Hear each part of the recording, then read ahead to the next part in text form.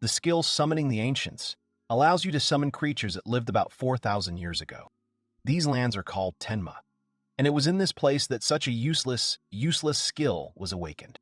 But with the help of this unusual power, the young man can bring an ancient civilization back to life. An incredibly large dragon of fabulous purple color flies high above him. After a while, the guy ended up in the royal capital of Gethel. He clearly didn't expect to see one thing. He seemed numb with surprise and fear. The guy saw an announcement that he, Diluc, should be sent to the borderlands of Tenma. The guy even dropped his things from his hands. He couldn't understand why he was chosen. Diluc tried to enter the castle, but, as it turned out, the king ordered not to let this guy in. The guard was forced to tell the young man about it. The man did not let the guy through, as he was told by an order from above. Then the guard said that Diluc was really a loyal assistant, trusted by King Goethe.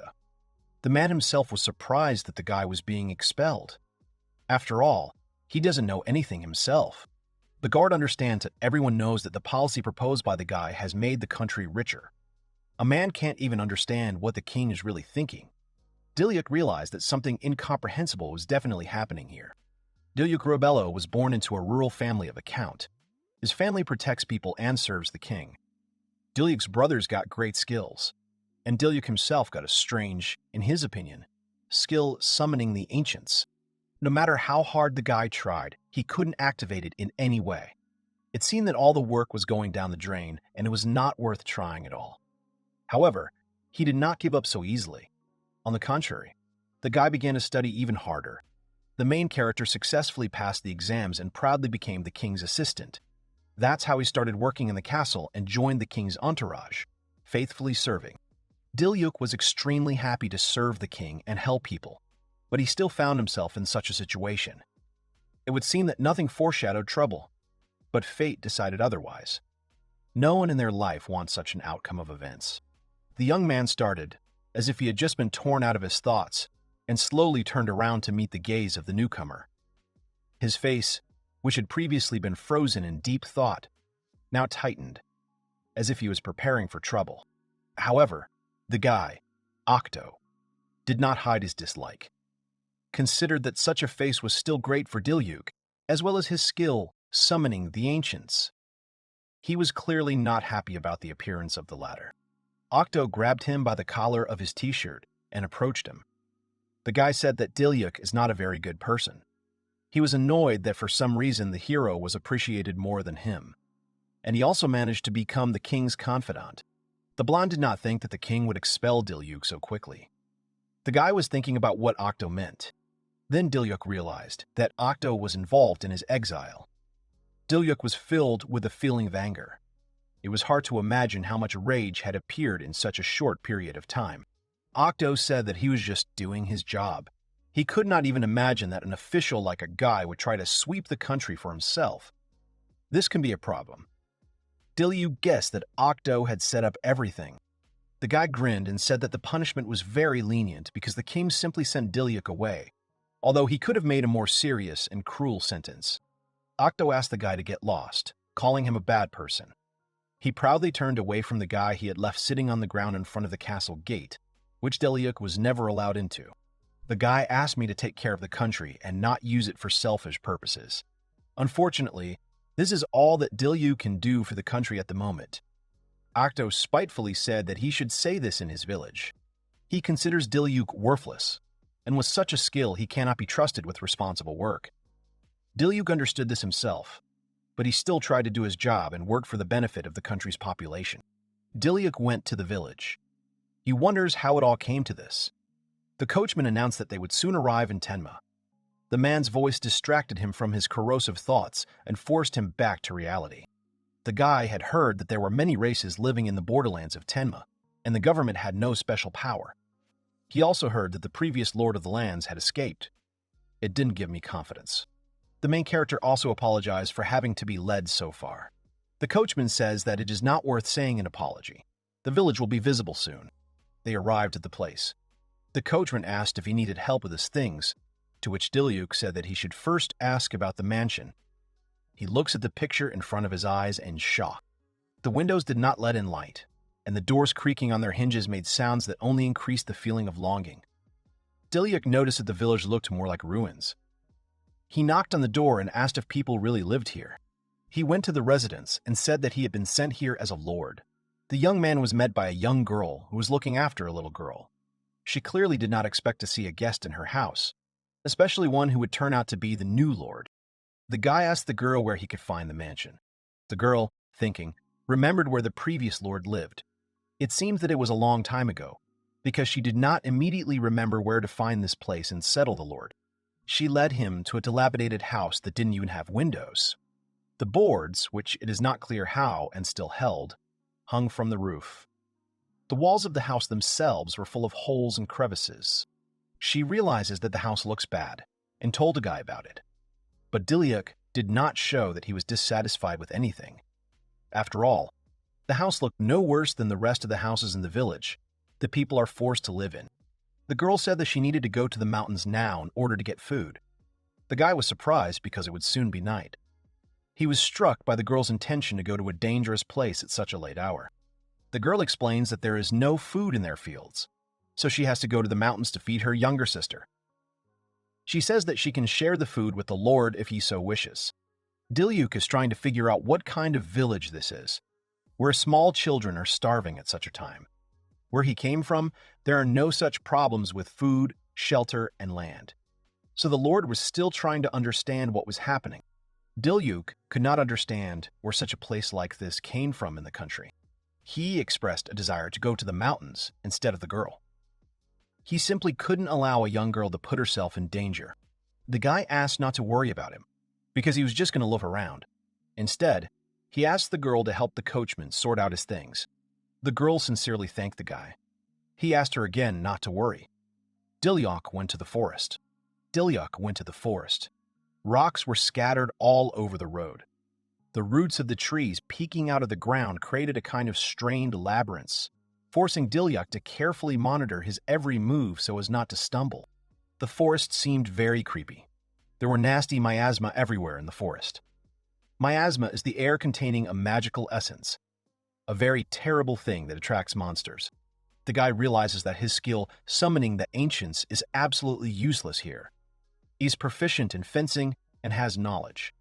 He just needs to pull himself together. As soon as Diluc thought about it, he heard a scream full of horror. It turned out that the monster wanted to attack a woman with a child and an old man. Helpless residents are not at all able to fight back against a monster that is several times larger.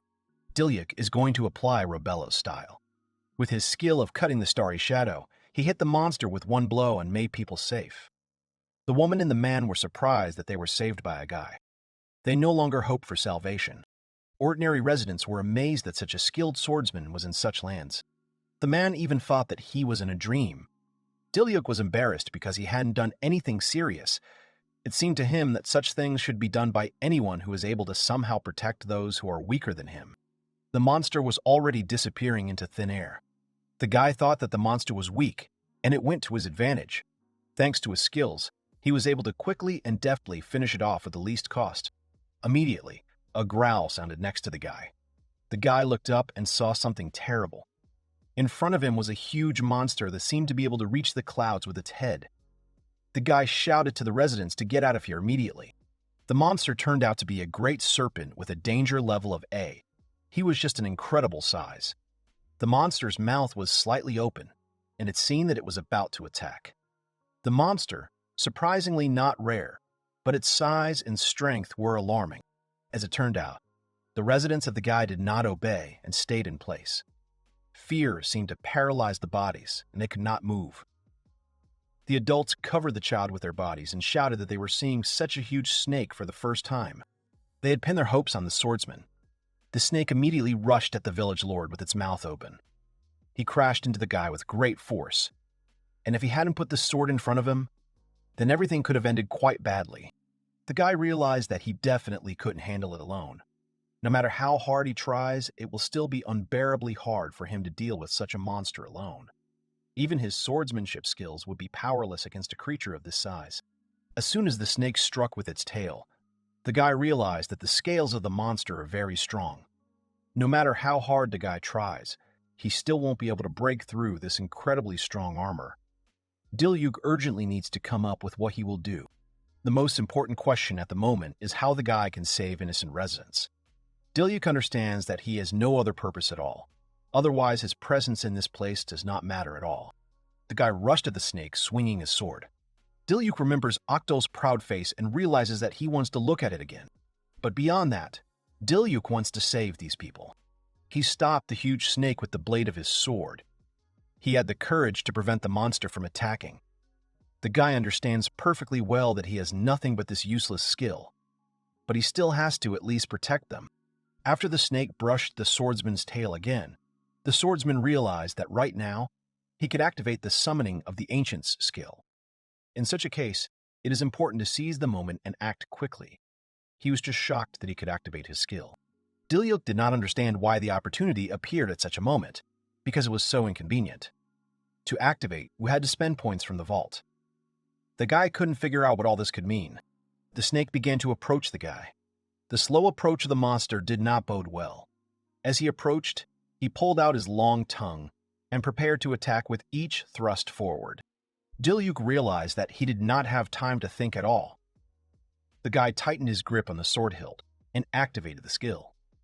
He couldn't immediately make out what was going on, because he needed to act urgently. The main character is trying to catch his breath. Everywhere, the space was shrouded in smoke. The snake began to hiss. He clearly saw something that could pose a danger to him. Diluc raised his head up to see what was really going on. Instead of the full picture, he saw only fragments of a huge creature. The incredibly large tail, wings, and neck amazed everyone who was there. It was hard not to notice how huge and majestic the spirit appeared. Without a doubt, it was he who inspired fear in the great serpent. The huge dragon turned to Diluc and asked what he should do in such a situation. The dragon was so big that the guy was only as tall as his leg. The white dragon was looking at him and waiting for his answer. The guy still couldn't figure out where the huge dragon came from in this place. After a moment, he realized that he had been called Master. The dragon confirmed the guesses, calling him by his full name. Diluc was surprised that the dragon appeared in front of him. Residents were completely speechless from what they saw. The guy was quite a bit embarrassed that he was able to summon such a spirit who, despite his expulsion from the royal entourage, treated him with such respect. The dragon said that there was nothing to worry about anymore. The dragon understands that the guy could single-handedly defeat such a weak monster. Diluc objects and says that he definitely couldn't, because he doesn't know how to use magic either. The dragon explains that then you should not worry. The Diluc skill allows you to use the power of summoned creatures. Now the guy should be filled with magical power. Diluc realizes that now, like the dragon, he can use fireballs. The magical creature confirms this guess and advises you to pay attention to your weapon. Without thinking twice, Diluc exhaled on his sword, and in the blink of an eye, it began to burn with a bright flame. The bright light from the sword was reflected in the guy's eyes. He was burning with the desire to protect and secure the inhabitants as well as this flame. The guy has gained incredible strength. Diluc felt a magical flow of energy permeate his essence. Just then, the monster attacked him again. Now it's time to use a new power. The main character uses his usual skill of cutting the starry shadow. After the guy swung the sword and struck, the weapon immediately went out. As it turned out, there was a reason for this. Diluc was surprised that he had struck this snake with one blow. After all, the monster was just huge, and one blow was enough for him to end it once and for him to biddy, once and for all, and provide reliable protection and peace to the villagers. The guy didn't believe that he could really beat him. The dragon claims with a smile that this would have been the case anyway. As soon as the guy came to his senses, he immediately turned to the residents. Residents look at the guy with admiration. They address him as Mr. Swordsman and say that he is simply amazing. They compared him to God, who himself had descended to them. Diluc understands that the residents are safe, but then a small child reaches out to him. The kid smiles brightly at the guy, and he smiles back. The satisfied expression on the baby's face makes sure that the dealer did the right thing. The main character asked the magic dragon for his name. The latter says that his name is Haukuru. The dragon is happy to serve him, because with his sincere intentions he is able to change a lot. The dragon considers the guy his master. The guy was surprised that such a strong dragon obeys him. Hakuryu realized that this was not a problem, because the guy had already felt everything himself.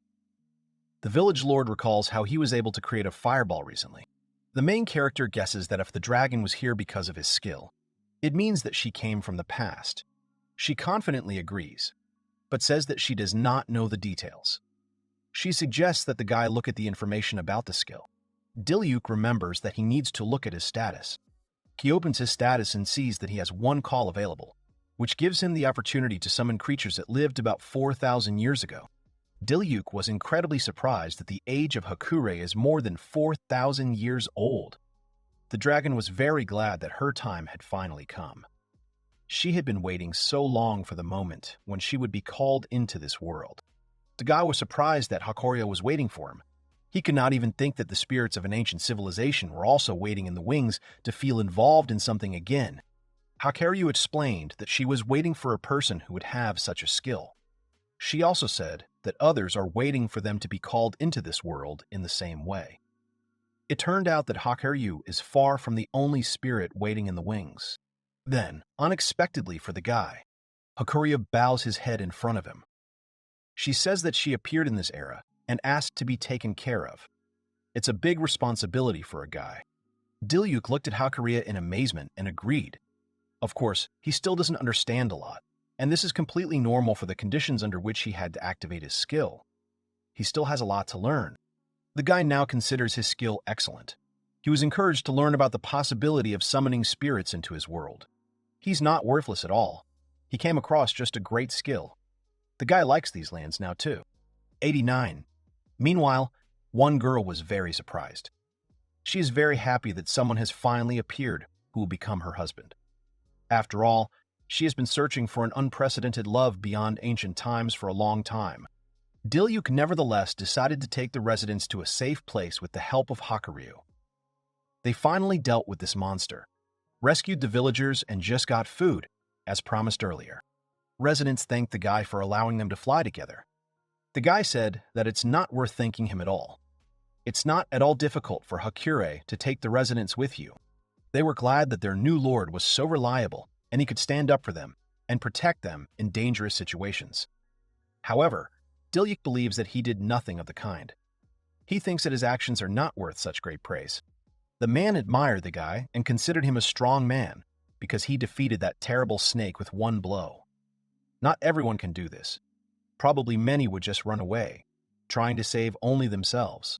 The resident decided to tell everyone in the village about Diluc's feat. Hakuryu supported the idea that her master's deeds would become known. After all, everyone wishes the guy only the best. Diluc did not want this at all, but he was still embarrassed by such speeches. He remembers how he was exiled, and then he became the head of the Tenma borderlands. Not only was he able to activate his skill, he also saved people. The guy admits that the victory is not only his merit. He gives thanks to the dragon who gave her strength to the guy, because without her, he would not have been able to defeat the monster. Hakuryu explains that Diluc can use her power. The main character still decided to check his status. He sees that his points have already accumulated, and there is an opportunity to summon another creature. Diluc will be able to summon others if he accumulates even more points. He wondered how he could do it. After all, there are still many things he needs to understand. Many aspects remained unsolved, and for the rest of his life, he should learn much more about the skill. After all the guy knows now is that he can summon spirits who lived 4,000 years ago. It seems that this is a very impressive skill, but you need to use it very carefully, knowing the rules. The man, upon hearing this, explained that nothing is known about this period. A woman with a child explained that this period is called the era of a vanished civilization, and even in the capital's books, there are no records about it at all. She also added that this era is also called legendary. It was funny to see that this era, about which so little is known, is highly appreciated and praised. But the guy was even more interested in it. Diluc was inspired. He wondered what the times were like back then. Who knows? But it is quite possible that there were such technologies that a modern person could not even dream of. While they were talking, Hakuryu brought everyone to Tenma. Now the residents are going to walk around the village. Diluc, after landing, sincerely thanked Hakuryu because she helped them a lot. The dragon, closing her eyes, explained that it was the duty of the spirits to help their master. Diluc began to worry that the residents would be afraid if they saw Hakura. The dragon explained that this is not worth worrying about at all. As it turned out, souls that do not have a human appearance can take on a different image. In addition, glasses are not required to summon a spirit that has already been summoned once. Hakurio will immediately appear at the call of his master. Residents began to thank the guy for what he did for them today. The woman offered to help clean up the Lord's house as a sign of gratitude. The guy said that it's not worth doing this. He can handle it himself. Diluc wished that the residents would instead better share the food with others. The woman and the man turned out to have a fried snake tail, which, according to the dragon, is very tasty. The residents once again sincerely thanked the guy for his help. Diluc waved goodbye to them and wished them a good rest. He is very happy that everything turned out so well. The guy couldn't imagine what would have happened if the skill hadn't worked. The guy comes into his house. In fact, there was no bed or chair. There was nothing there but a couple of barrels, a broken table, and a couple of planks on the floor. Spending the night in such a place is problematic. The main character realizes that in comparison with the capital, this place looks pretty nondescript. However, he thinks he can get used to it. After all, he's in charge of these lands now, and he's going to have to do it. First, he needs to create a storage room for water and food and hold a light. The lamp is all broken, the water barrels are no longer usable. In the end, he ended up in the north of the country. Winters are much colder here, and things for daily use are not supplied here. The guy is annoyed that he will have to do quite a lot of things, and it is important to remember that managing his time is a key skill at the moment. It's worth starting with careful planning. Then Diluc suddenly remembers that he can make another call. The guy immediately introduces a strong male builder who could fix the house. He would definitely need help in this case. This decision seemed to be the right one, and the guy immediately called up his status, with which he could try to summon the spirit. As it turned out, experience points are quite enough for this case. The guy activates the ancient summoning skill. He turns to the ancient spirit and asks him to go through time and stick in front of him. Last time, because of the battle, the guy couldn't see what his skill really was. Now he has the opportunity to see this phenomenon in all its colors and understand what it is. By subjugating the ancient spirits, he can use their power. This is his worthless skill that he managed to awaken in battle today.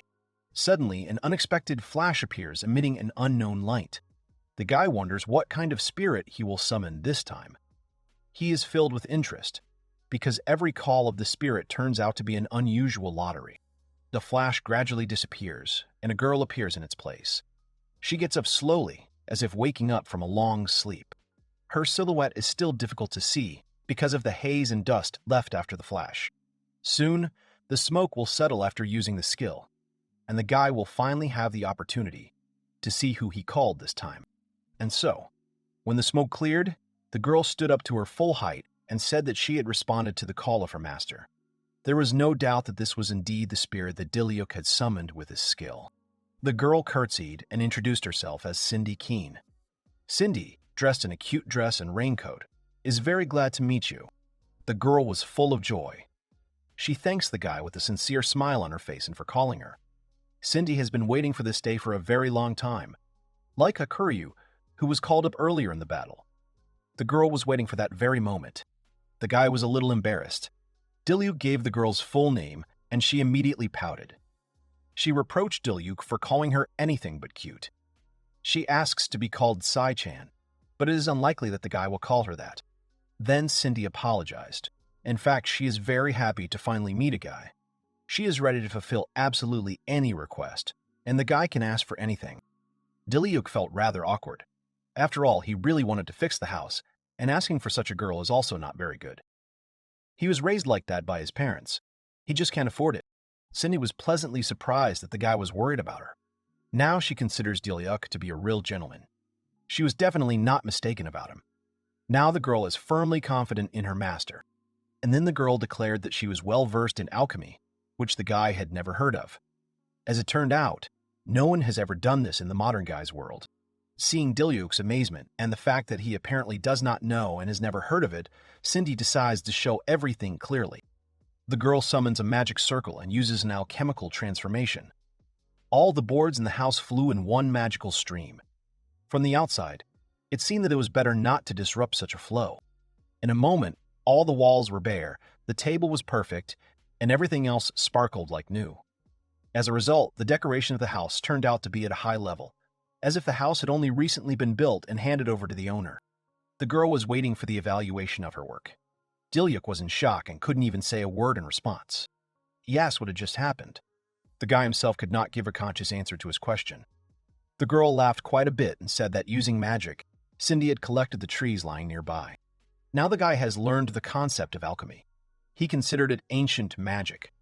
Cindy hesitated quite a bit when she heard about ancient magic. She considered alchemy to be the future and thought about what it was in the present era. Then Cindy reminded Diluc that now he can also use alchemy. After all, her skill has now been passed on to the guy, and this in turn allows you to create items on exactly the same principle. The guy invoked his status and saw that he, giving an equal amount of energy, could also create various objects. In fact, Diluc does not fully understand all the features of his skill yet. Diluc decides to try to use the ability of alchemical transformation, and a new lamp appeared right in front of the guy. It seems that he was able to figure out the workings of Cindy's skill. This can be very useful in the household. The guy couldn't believe that he had really succeeded. Cindy was glad that her master was so good at creating an item the first time. She was filled with pride for such a skilled guy. Diluc felt his magical energy become less, but this way he will be able to create many things. He feels that now he can bring even more benefits to the village.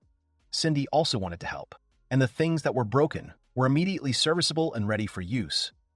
She handled them very quickly, in just a couple of moments. The guy admitted that they could use another lamp and entrusted it to Cindy. Now he can trust her as much as Akuro. Diluc is sure that the spirits are devoted to him.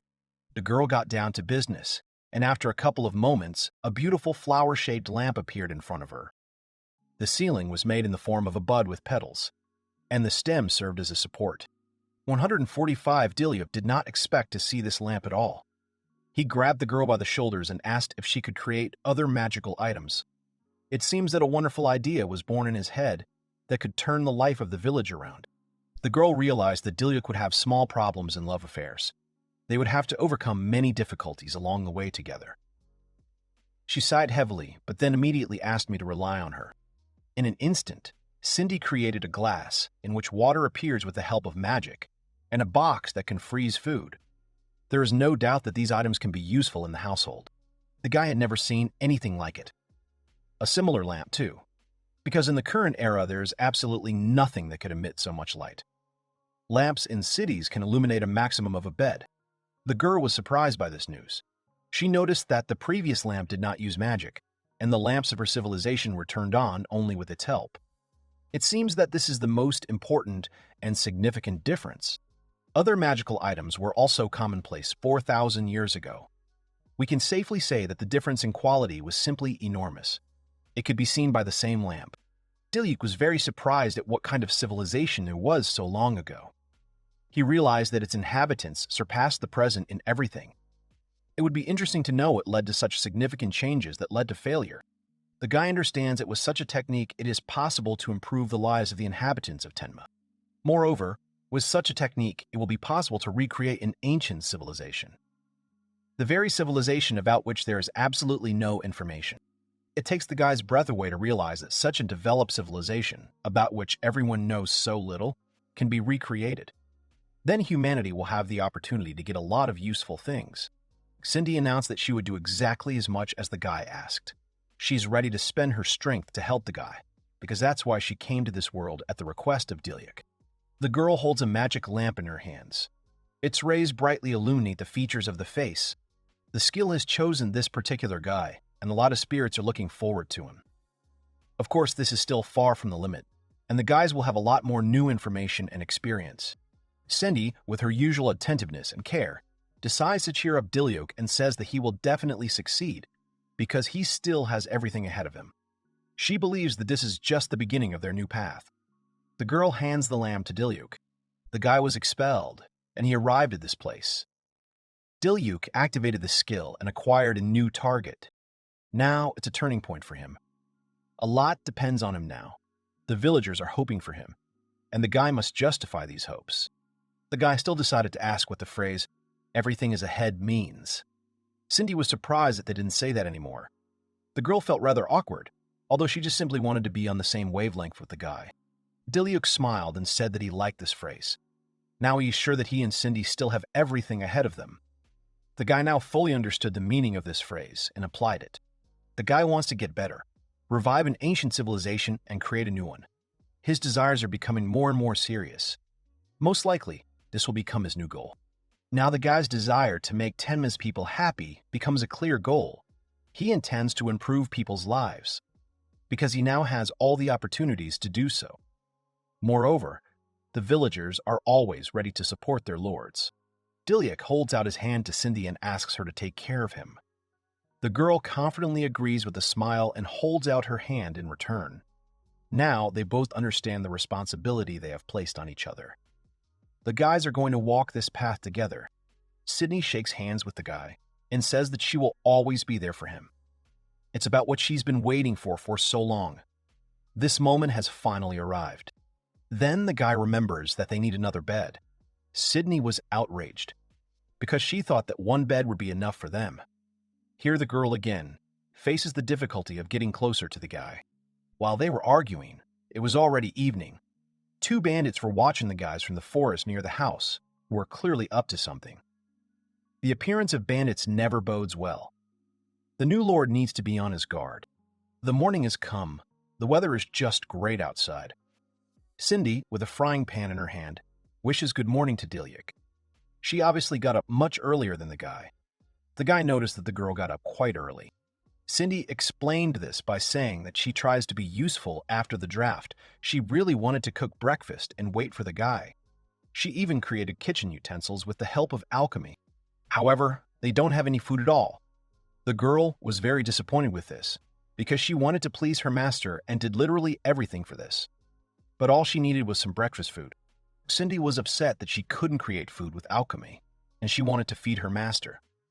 The guy is glad that she was worried about him, but he thought that there was not such a serious reason to be upset. Diluc began to think that they should get food first. To do this, you need to look at the fields in a village. As a rule, residential settlements simply need to have fields with crops from where people could consistently receive food. Today, for breakfast, the guys have to eat the fried tail of a snake. Cindy wasn't sure if it was delicious. However, they had no choice. Moreover, Hakoryu used to say that it was quite tasty.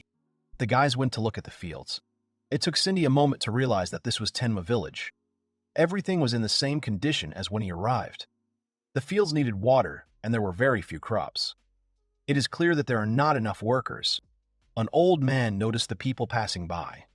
He called out to the Lord and sincerely thanked him for yesterday's rescue. The old man was proud that they had such a reliable and brave lord. They were lucky to meet again today. The guy guessed that the man was working in the field today. He confirmed and said that he still decided to avoid the forest as much as possible, and first take up the weeds. The old man realized that not everything can be as safe as working in the field. As it turned out, there are a lot of weeds in the field and there are not enough workers' hands. The old man noticed that a young girl was standing next to Diluc and asked who it was.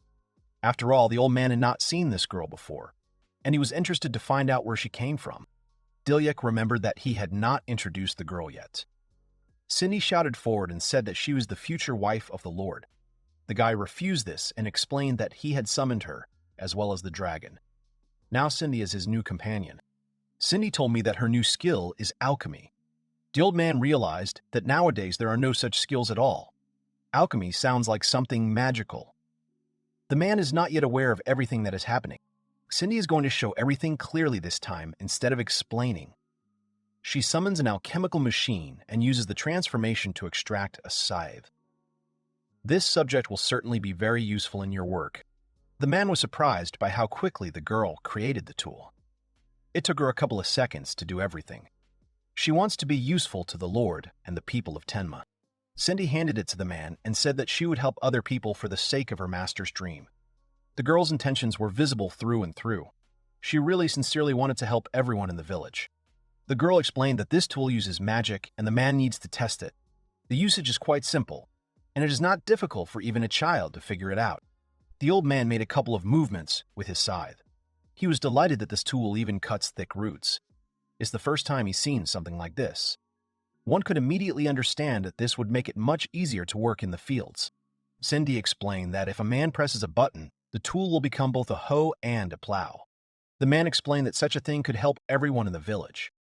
Of course, he is very glad that now the work will be easier. The guy praised Cindy. Diluc asked to do the same thing for him. He wants to give these things to the residents. The guy appreciated the girl's product. No one had any doubts that this thing would be useful. The girl confidently agrees, but in order to transform a lot of metal, there is one trick.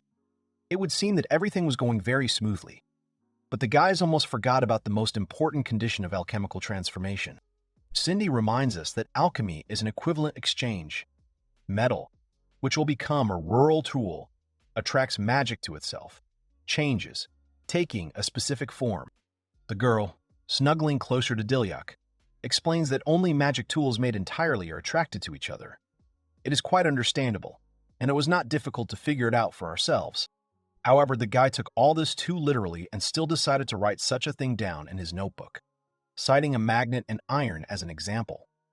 Diluc believes that he simply cannot miss a single important detail that can somehow help. The guy uses an alchemical transformation and creates exactly the same item. He got an absolute copy of the object that the girl created. This is not surprising because they now have the same skill. He hands it to Cindy, and she says that this item is simply magnificent. However, this subject was studying a strange sound and a magical glow around laughing. As it turned out, the guy was able to accumulate 200 points. This means that the dealer can replenish them by helping with the household. The girl was very happy for her master, because he was getting closer to fulfilling his dream with every step. If the scale is completely filled, then he will be able to summon a new spirit. To do this, you need to help the villagers even more and increase the number of victories over monsters. And the summoning of a new spirit can be useful for residents. So a guy can kill 2 birds with 1 stone. He was very satisfied with this arrangement of affairs, because this way he could save time. Suddenly, a scream was heard from the direction of the house. All the people immediately started up and turned their heads towards the noise. No one expected to hear this in the middle of the day, and even among other residential buildings. The old man pointed his finger at the house that stood nearby.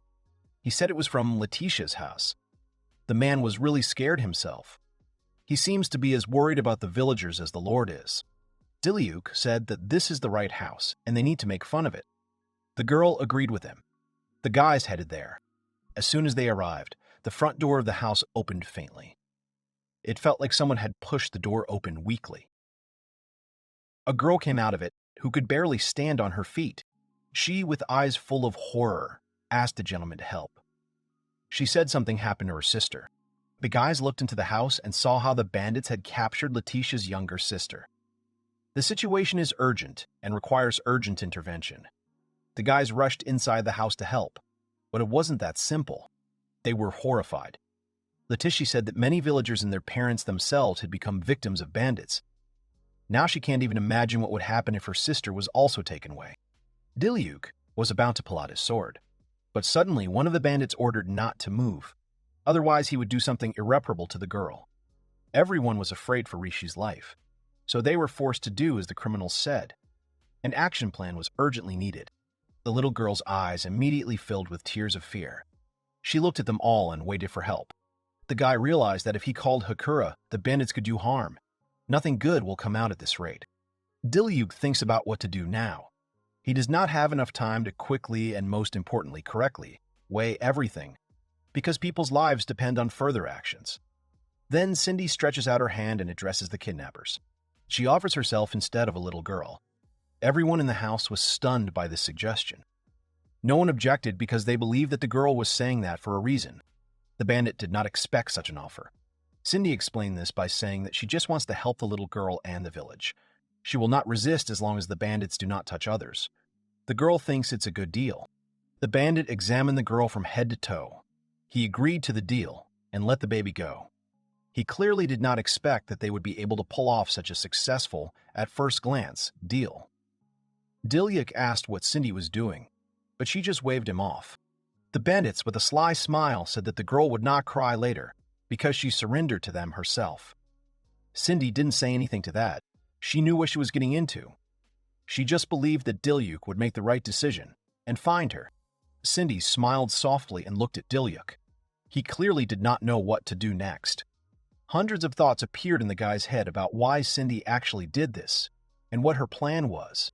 The little girl rushed to her sister.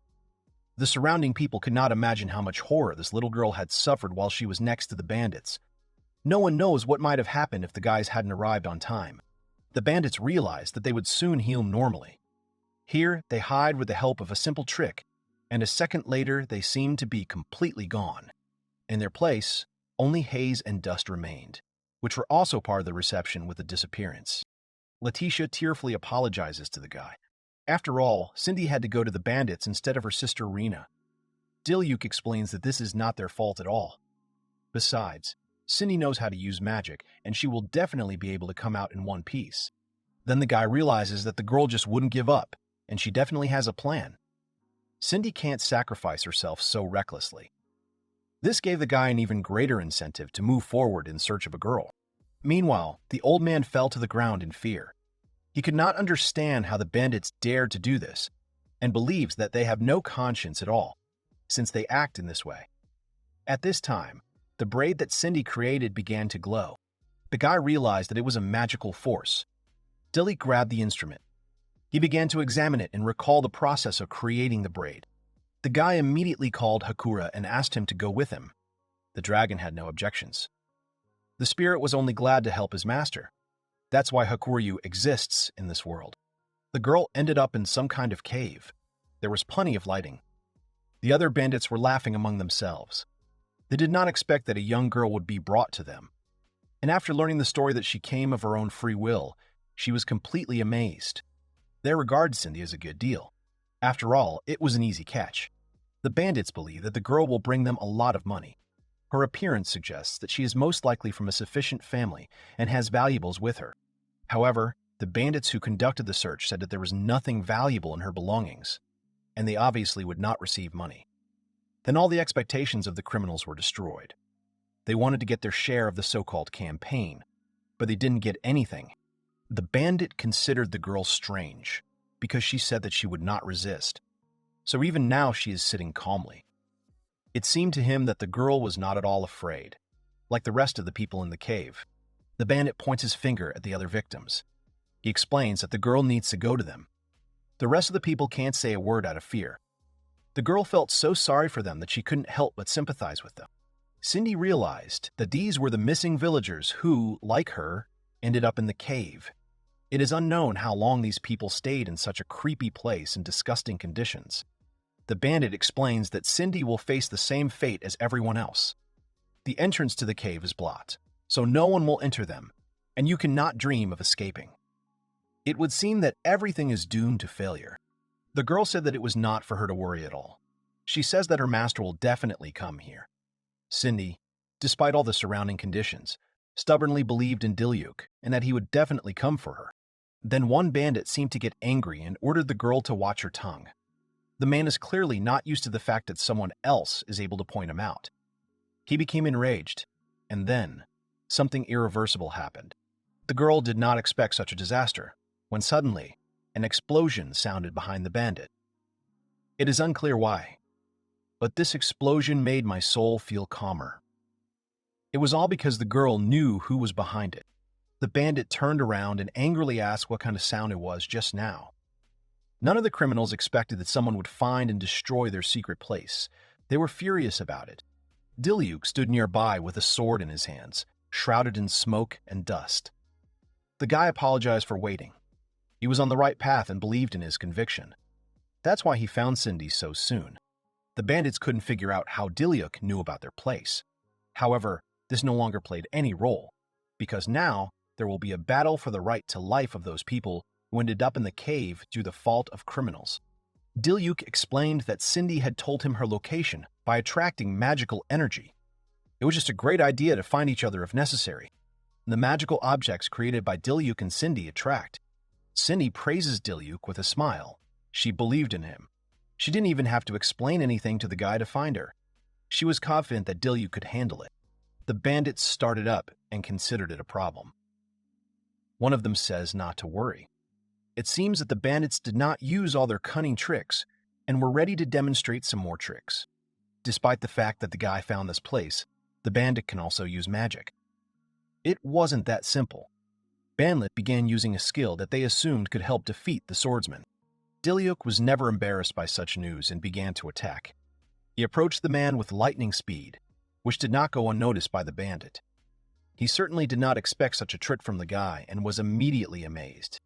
The guy immediately used his star shadow cutting skill and defeated the first bandit. It didn't take him the slightest effort to defeat the first bandit. It was a pretty good start to the fight for the lives of Cindy and the residents. The second bandit began to wonder in horror who the guy was. At this time, Diluc was already behind him and was preparing to strike. The criminal didn't even have to guess. After a couple of moments, he personally became convinced of the guy's skill. Thus, all the bandits were hit and neutralized. Diluc sincerely thanked Cindy, because it was thanks to her that the guy was able to find this place. It was just a flawless plan that, for the most part, was built on trust. After that, the hostages exclaimed joyfully, because now they are saved. They couldn't even believe in such a miracle. They thought that something incredibly terrible was going to happen to their lives. But the trouble was over. The guy was surprised at how many residents were hit by bandits. It is not surprising the village is in such a state. After all, bandits very often roam these lands in search of a catch. Diluc and Cindy quickly began to remove handcuffs from people. Thus, they again gave them the very freedom that the criminals had taken away from them. The guys couldn't imagine how much they mean to all these people right now. Diluc realizes that all the residents are now free, but suddenly noticed something strange. He went to the grate and saw something unusual. As it turned out, half people were sitting behind the iron bars, who also turned out to be victims of bandits. Diluc carefully asks the creature if he is injured. The gnome-like creature did not believe that they were being freed. He was so scared that he did not believe in his salvation. The main character said that it was true, and then called everyone out. The dwarf, with tears in his eyes, began to talk about how their people had always oppressed and put no value on anything. It was obvious how lost the dwarf was when he was treated like a human being. Diluc took off the handcuffs and said that now everything is over, and there is nothing to worry about. The guy again gave them peace of mind and they're anxious, full of fears for the next day. Life. As a lord, the guy is very happy to help all living beings. The dwarf asked the guy about who he was. The guy holds out his hand to the dwarf and says that he is the lord of the village of Tenma. The dwarf was incredibly embarrassed that the man had extended his hand to him. He gladly shook it and asked for the opportunity to repay the debt to Diluc's village for saving it. No one had ever treated dwarves like that before. The guy sincerely thanked the dwarf and asked if they did not want to return to their native home. It seemed to him that after a long absence, the creatures would like to return to their native lands as soon as possible. The dwarf explains that he cannot return unless he pays off the debt. This is the essence of dwarves. His intentions are quite serious. Another creature approaches the guy and expresses a desire to also thank the guy for saving him. The guy who looks like a bear also wants to repay the rescue, but he is disappointed that people are afraid of their appearance. They are much larger than ordinary people, not to mention the fur and bare ears on their heads. But then the people who had been in the cave for a long time came up and said that all the people and creatures in the cave had become closer. So those present want to convince the rest of the residents that the creatures are not worth being afraid of at all. Diluc was very glad that everything turned out that way. He believed that the people of Tenma would be happy to see absolutely everyone. Although Diluc came to this village quite recently, he is definitely confident in his words. Everyone was very happy. Diluc suggested that everyone go to the village. Hakuryu helped everyone get home. The summoned spirits and Diluc were convinced that Cindy was doing well. The girl showed just great wit and trust in the Lord. Then Letitia and Rena ran to them. They were calling for their mom and dad. A woman and a man stood in front of Letitia and Rena. They were incredibly happy to see their daughters safe and sound, after which they apologized to them. Parents hugged their children. Letitia said that all the villagers had returned. She asked Cindy how she could be thanked for such help, to which the girl explained that it was not her who needed to be thanked, but Diluc, since she herself had done nothing of the kind. The girl took Diluc's hands and said that she would never forget this feat. What does it feel like for parents who are afraid not to see their children anymore? to hug them tightly again. Diluc is also glad about what happened, because the main thing is that everything is in order now. His village is no longer in danger of being attacked by bandits and criminals. The villagers have found peace in their own home and a reliable lord, under whose protection they can sleep soundly. The main character introduced the dwarves and bears to the villagers, who came to help rebuild the village. The half-humans didn't know how humans would react to them. After all, for many years they were rejected and could not be recognized. All the villagers looked at the new guests with surprise. The dwarves and bears were afraid because they did not know how people would receive them. This is not surprising, because for so many years they were forced to cope and live in the shadows, away from human eyes. Letitia was the first to come forward to the guests. Everyone watched it in silence. No one said anything, because they were thinking about their own things. She spread her arms and sincerely thanked the dwarves and bears for supporting her parents. The girl appreciated the significant contribution of the people who found themselves in the cave. The bears were surprised that people were not afraid of them. The girl said that this was not the case at all. She believes that everyone is friends now because of their shared grief. The girl is right in some ways, because the common grief has made the people of the village friendlier. The villagers gladly supported the girl's words. They added and said that they would feel much safer if the dwarves and bears stayed with them. After so many years, they finally accepted them. The dwarves and bears were touched by the people's reaction to their presence. It feels like my soul has become much warmer than before. Cindy and Diluc were also happy with everything. The dwarves approached the guy and said that the village was really good, just as Diluc had said. No one expected to see such a friendly village. But everything turned out even better than expected. In response, the guy sincerely thanked the bears and dwarves for coming to their village. He relies on the guests. After all, they promised to help with the restoration of the village. The dwarves intend to work hard because they build houses well. The bears also expressed their desire to help. And all the people in the village cheered up when they heard these words. Diluc expressed his sincere gratitude to everyone. Well, this was the first step towards the dream of a happy life in Tenma. The guy wants well-being for all the villagers and confidently goes towards this goal. The city has quite a lively and energetic atmosphere. Everyone is going about their business. Cindy and Diluc received an excellent award. Their efforts were not in vain. On top of that, they also rescued the missing villagers. Diluc suggested that the police themselves did not know what to do. Cindy noticed that the police officers were confused when they brought the bandits. The guys captured the kidnappers. Several days have passed since that moment. And to get a reward from the police, Cindy and Diluc arrived in the nearest city. The kidnappers committed many criminal acts that should be punished by law. It turned out that not only in Tenma, but also in this city, people felt relieved. The guys looked around, watched the people for a bit, and noticed how busy the city was. Cindy compared it to being in an ancient city.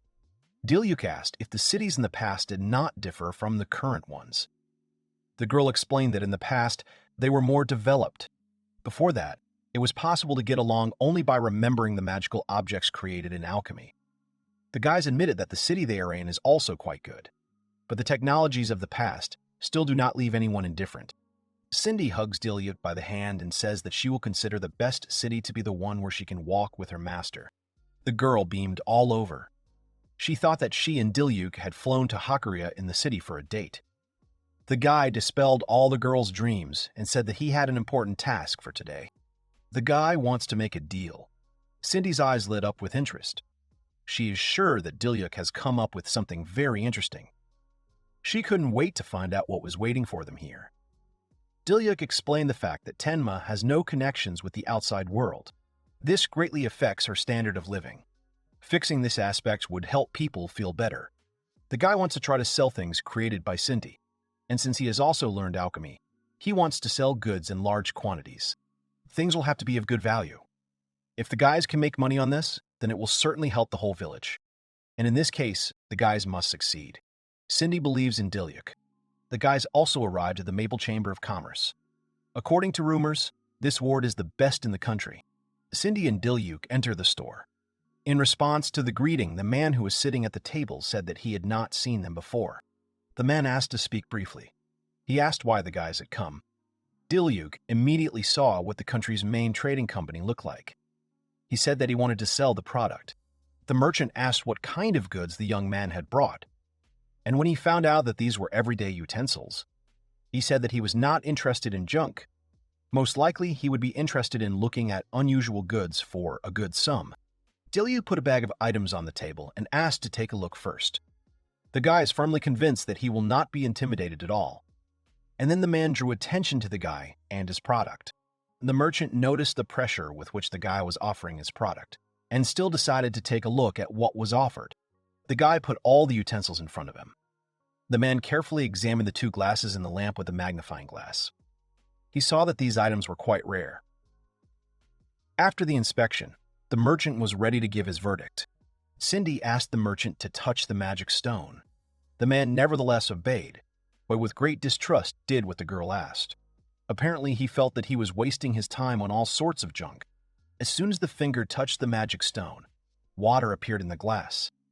The merchant was incredibly surprised at how it happened. He could not have imagined that such a thing was even possible. I immediately asked the arrivals about how the water appeared in the glass by itself. The girl explained that because of the magic accumulated in the stone, water is transformed. You can create 1 glass of water per hour. Moreover, it is drinkable. The instructions turned out to be terribly simple. You can remember it just like that, without writing it down. Cindy walked over to the lamp and showed me how to turn it on. The lamp immediately lit up right in front of their eyes. The merchant was stunned, because he had never seen such a thing. He said it was very bright. The man is going to buy all the goods from the guys. He gives 100,000 rubles for each item for a lamp and a glass, and initially wanted to give 50,000 for a glass, but then changed his mind. The guy is incredibly happy, because it's even more than he imagined. Depending on the position, the amount may be equivalent to a monthly report. This is far from a small amount of money, given the current state of the village. The guy gives a thumbs up, and Cindy confidently agrees, nodding her head. She is completely satisfied that Diluc was able to come up with such a plan and make a deal with the most famous trading store in the country. The merchant is going to sign a contract as soon as possible. Twirling a fountain pen in his hand, he asks the guy's name. A man can't wait to receive such an unusual product. He can't wait to make a deal. The Lord of Tenma village remembers that he didn't even introduce himself. He gives his full name. As soon as the merchant heard the guy's last name, fear gripped his face. He definitely did not expect that he would hear this name himself. His voice trembled and he bowed his head. The merchant thought he had been very rude. He didn't know that the guy was a Diluc bello. He did not think that the Lord would come directly to his shop. The guy asked me not to worry so much. The main character explains that he is now just the head of a small village. After all, the guy is not currently serving the king, and his name belongs only to a skilled swordsman and the lord of the village. Diluc explained that he had a request. He needs the caravans to make their way to Tenma, and there they will make purchases directly. It would make life much easier for those who live in Tenma. People would get incredible opportunities. The merchant strained quite a bit because the village is far enough away. It will be difficult to pull this off, even though the master asks him to. No matter how much a man wants to make a deal, it will be difficult to fulfill Diluc's request. The guy understands that the location of the village is very inconvenient. You also need to take into account the costs and risks. There are all kinds of dangers on the way to the village. A merchant cannot take such risks for the sake of unusual goods. The main character decides to say one thing. He says that there are a lot of lands. If you think ahead, then trading will have many opportunities. In addition, magic items are created in Tenma, and if purchases are made directly, the merchant will not need a pass. The guy suggested that it would be beneficial for both sides. The merchant looks at the guy incredulously. He recalls the rumors that terrible things are happening there. Of course, not everyone will send their subordinates to defeat for the sake of goods. The guy provides a document that confirms that this is now over once and for all. The document turned out to be a letter of thanks from the police, which stated that the lands in the vicinity of the village were now completely safe. The merchant was surprised that the guys managed to get rid of the kidnappers. The man exhaled. He agreed to send his group to the village next time. Still, he agreed for the sake of a successful deal. The merchant holds out his hand to the guy. He will be waiting for him to return to the merchant's shop. Diluc shakes hands and says that this is a great deal. Both sides were satisfied. The merchant will get his goods, and the guy will get new opportunities for Tenma. The guys went to their village. It seems that they have achieved their goal. and this means that they did not fly to the city in vain. The guy sincerely thanked the dragon. Hakiryu, as always, provides incomparably assistance in moving. Diluc realized that now the village has a source of income. It will make life much easier, and he's determined to make the village a better place. Villagers, along with dwarves and bears, looked at the dragon flying through the sky.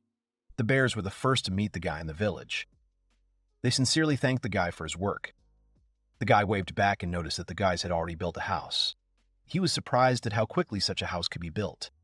The dwarf was embarrassed and said that it was just an ordinary shack. He did not expect his work to be so highly appreciated, and he could not accept the praise so immediately. Diluc looked at the house, which was simply sparkling with novelty. He definitely wouldn't say it was an ordinary shack.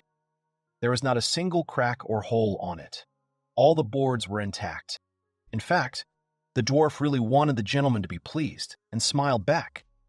It was the dwarves who managed to impress themselves as great craftsmen. It is quite difficult to find such professionals. The bears determined not to lose to criminals anymore. After all, when they work, they also train. The bear took a log and began to show how they did their training.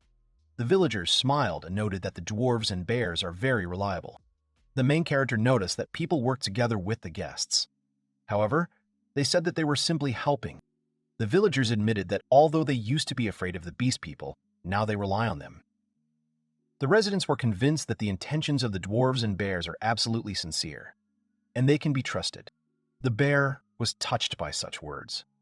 He doesn't have enough words to thank Diluc. The lord of the village gave the bears and dwarfs something they had never had. It seems that now people will rely on the new villagers. The guy thanks the bears in return. The situation in the village has revived, but the guy understands that something needs to be done with the fields. This is a very important resource that will supply the village with food and allow you to leave supplies for the cold season. Letitia meets Diluc with a jug in her hands. She smiles sweetly at him. She comes up, waters the fields with a jug, then turns around and leaves. Diluc asked her about the water, to which the girl explains that she draws water from a nearby stream. The guy was surprised that the girl was constantly running back and forth. Cindy noticed that you can't do much with the jug. The population in the village has increased, and agriculture requires a lot of water, so using a jug is ineffective. Then the guy remembers that his alchemy level is increased. Cindy is very happy that the guy can now use much more magical energy.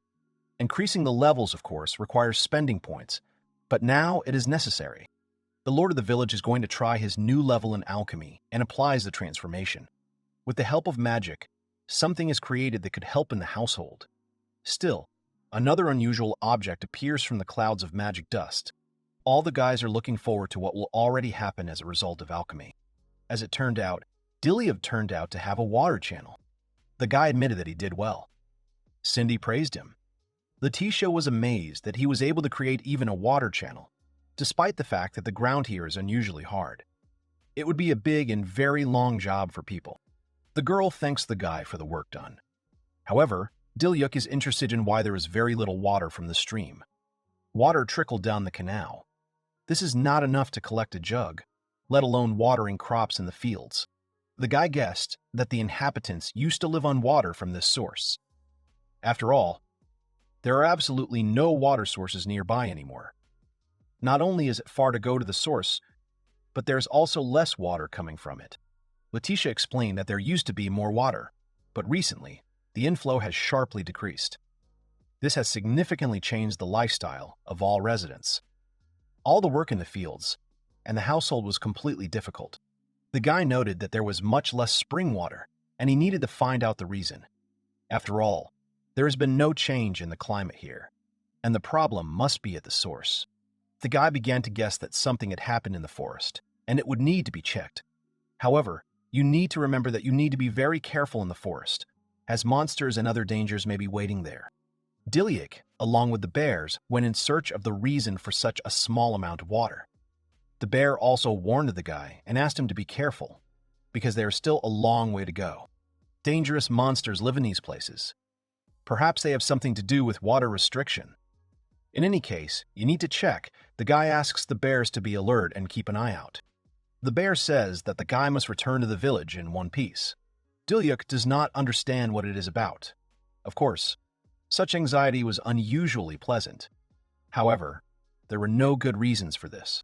The bear says that otherwise he will not be able to look into Cindy's eyes. He remembers how the girl aggressively hinted at them protecting the guy. The girl simply cannot allow anything to happen to her master.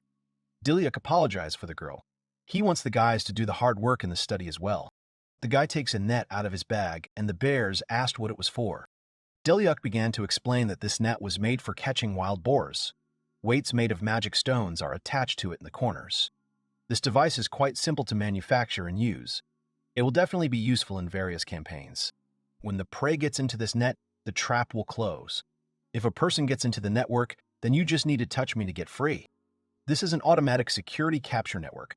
They said it was a great idea and started installing it all faster. They were glad that their food extraction would be easier now and admired how smart the Lord was. Diluc believes that if it is possible to get at least a little food in this way, then residents will not have to go to the mountains. This way they will be able to help the residents even more. The guy and the bears began to walk on.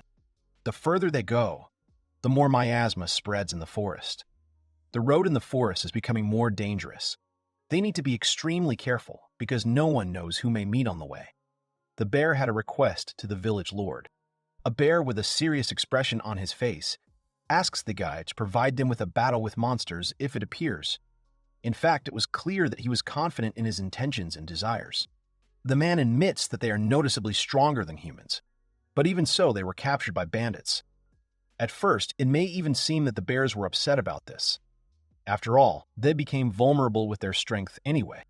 In the end, the guy saved them, and the bears would really like to show him their true strength. It seems that they have just the same enormous reserve of this power, which they so want to demonstrate to the lord of the village. Diluc agreed, but as a lord, he can't stand by and watch his people put themselves in danger. He asked the bear if the lord could guide them during the battle. The bears gladly agreed. Suddenly, a monster comes out from behind. His angry growl is creepy. The guy obviously didn't expect to hear this so soon. The monster was simply huge in size. Its appearance could easily inspire fear. They immediately became alert and assumed a fighting posture. As it turned out, the enemy turned out to be Cerberus. His huge and powerful body holds a massive neck with 3 heads. The mouths were open at each head. Drool dripped almost to the ground. Diluc gave instructions to surround the monster to begin with. One bear should stay with him. Everyone immediately took up combat positions and prepared to attack. Everyone was patiently waiting for the command from Diluc. Due to the fact that Cerberus has 3 heads, he has a great view. First, you need to disorient him in close combat. Diluc immediately guessed this and began to build battle tactics in accordance with this information. The bear clenches his palm to a fist and is about to show all the bearish rage. He immediately rushes at the monster and eliminates one of the heads. It was not difficult for him to deal with this, because he had long wanted to show all his might. Diluc considered this a great way out. But you still can't lose your vigilance. The guy gives a command to one of the bears to throw a stone at the monster. The bear listened and did everything as the village lord said. As soon as the monster was partially neutralized, another bear jumped on it and struck it with a spear. He also showed all his might and strength and made the guy make sure of his loyalty and reliability. Thus, the monster was defeated. The bears think it's all thanks to the master. The Lord runs to the bears and praises them with a smile, saying that they did a very good job. There's very little left to the water source. Everyone is determined to keep going in the same spirit. The guys reached the place. Diluc was amazed at the view they found. There really is a spring in the mountains. He was so big and beautiful that he was speechless at the sight of him. The water flowed down from the rocks straight into a large pond. The water was so clear that you could see the bottom of the pond. If all this water gets into the village, it would be very good. Here, it seems that the guy saw the cause of the problem, because of which the villagers were limited in water. It turned out that there is a huge stone that interferes with the flow of water. The bear decided to break this stone and asked to leave this task to him. It seemed that there was very little work to be done, but it turned out to be not so simple. As soon as the bear approached him with a shovel, the stone began to move and make strange noises. It turned out to be not a stone, but a stone golem. The monster began to gradually straighten up, and after a couple of minutes, he was already standing tall in front of people and bears. The creature was so huge that they had to wring their heads to examine it. Diluc gave the command to throw large stones at him. The bears didn't understand how this could help, but they continued to do as he said anyway. Immediately, large stones were thrown at the monsters. The bear noticed that this trick didn't work, but the guy convinced everyone that everything was fine. Diluc made me believe in him with these words. The guy's actions in the past had an impact on his credibility. Diluc pulls his sword out of its scabbard, makes a big leap and applies the Robello style. If you use that stone as a wedge, you can stop the monster. This idea is quite simple and does not require much intelligence, but the result will be excellent. You need to aim at just the same stone. The guy uses a fiery incision of the full moon, thereby depriving the monster of a leg. The golem's leg begins to part into a fine crumb so that it is impossible to see it. Large stones fell directly into the water. The guy understands that if the garbage continues to fall apart, it will fill the entire pond. Then they will not be able to free the source for the residents, as they wanted before coming to the forest. Now we urgently need to come up with another plan of action. Diluc calls the dragon to his aid. He applies the Robello style again, and in the crushing sword skill, the guy hits the monster right in the body, and it crumbles into small stones. The stones seem to disappear into thin air, leaving nothing behind. The bears open their mouths in surprise. They definitely did not expect to see such a force. The guy stuck the blade of the knife into the stone that was left by the monster. This stone turned out to be an energy stone that helped the golem move. The guy picked it up. The bears began to praise the Lord with a smile. Diluc, in turn, sincerely thanked everyone else. As a result, the golem shattered into dust, and the problem of inaccessibility of the source was solved. Now residents will be able to use the water. The water should return to the village. The guys decided to return as soon as possible. They all really wanted to look at the happy faces of the residents. At this moment, the royal capital decides its business. Octo arrived to the king. The king looked at him with displeasure.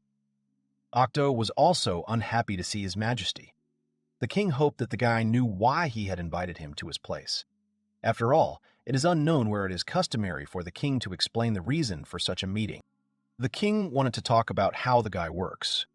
He immediately became worried, because he realized that nothing good should be expected from the conversation.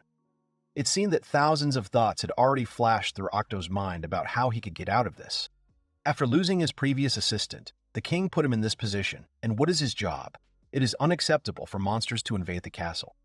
The guy who was being scolded silently watched and listened to what was being said to him. The knights, who were trained by Diluc, exterminated demons. And at that moment, he was informed that Octo was standing there absolutely motionless, while others pointed their swords at a huge monster that vaguely resembled a wolf. He is much worse than his previous assistant.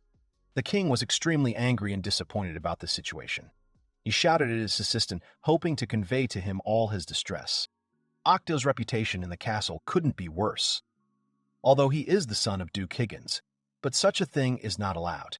He doesn't do any work at all, preferring booze and fun. He treats knights terribly and does not want to work for the good of the king at all. After all this, the king made a decision. He suspended Act Higgins from work for a whole month. He pronounced his sentence sitting on top of the throne in front of the guilty young man. The guy was shocked by such a long suspension and incredulously asked about the sentence period. His face was contorted with shock and despair. The king made this decision for a reason. He ordered the young man to change his attitude to work in the time allotted to him. The man on the throne looked no longer young. He had gray hair that hung down to his shoulders and a long beard that reached to his collarbones. The guy continued to bicker. Putting his hand on his heart, he tried to convince the king, saying that it was not his fault. But the king has had enough of this talk. He no longer wanted to listen to Octo's excuses at all. He stared at him steadily, and in his eyes there was only coldness towards his assistant. He said that now he had to leave the hall because it was very painful for him to look at him after everything that had happened. The guy was extremely annoyed, so much so that his face turned red. Clenching his teeth in anger, he clicked his tongue and asked for forgiveness, turned around, leaving the hall as he was asked. Once he was already on the other side of the huge door of the throne room, he was already cursing out loud, clenching his fists from inner anger and rage. The exiled man with an angry face and emotions bubbling with indignation quickly moved forward along the corridor, almost breaking into a run.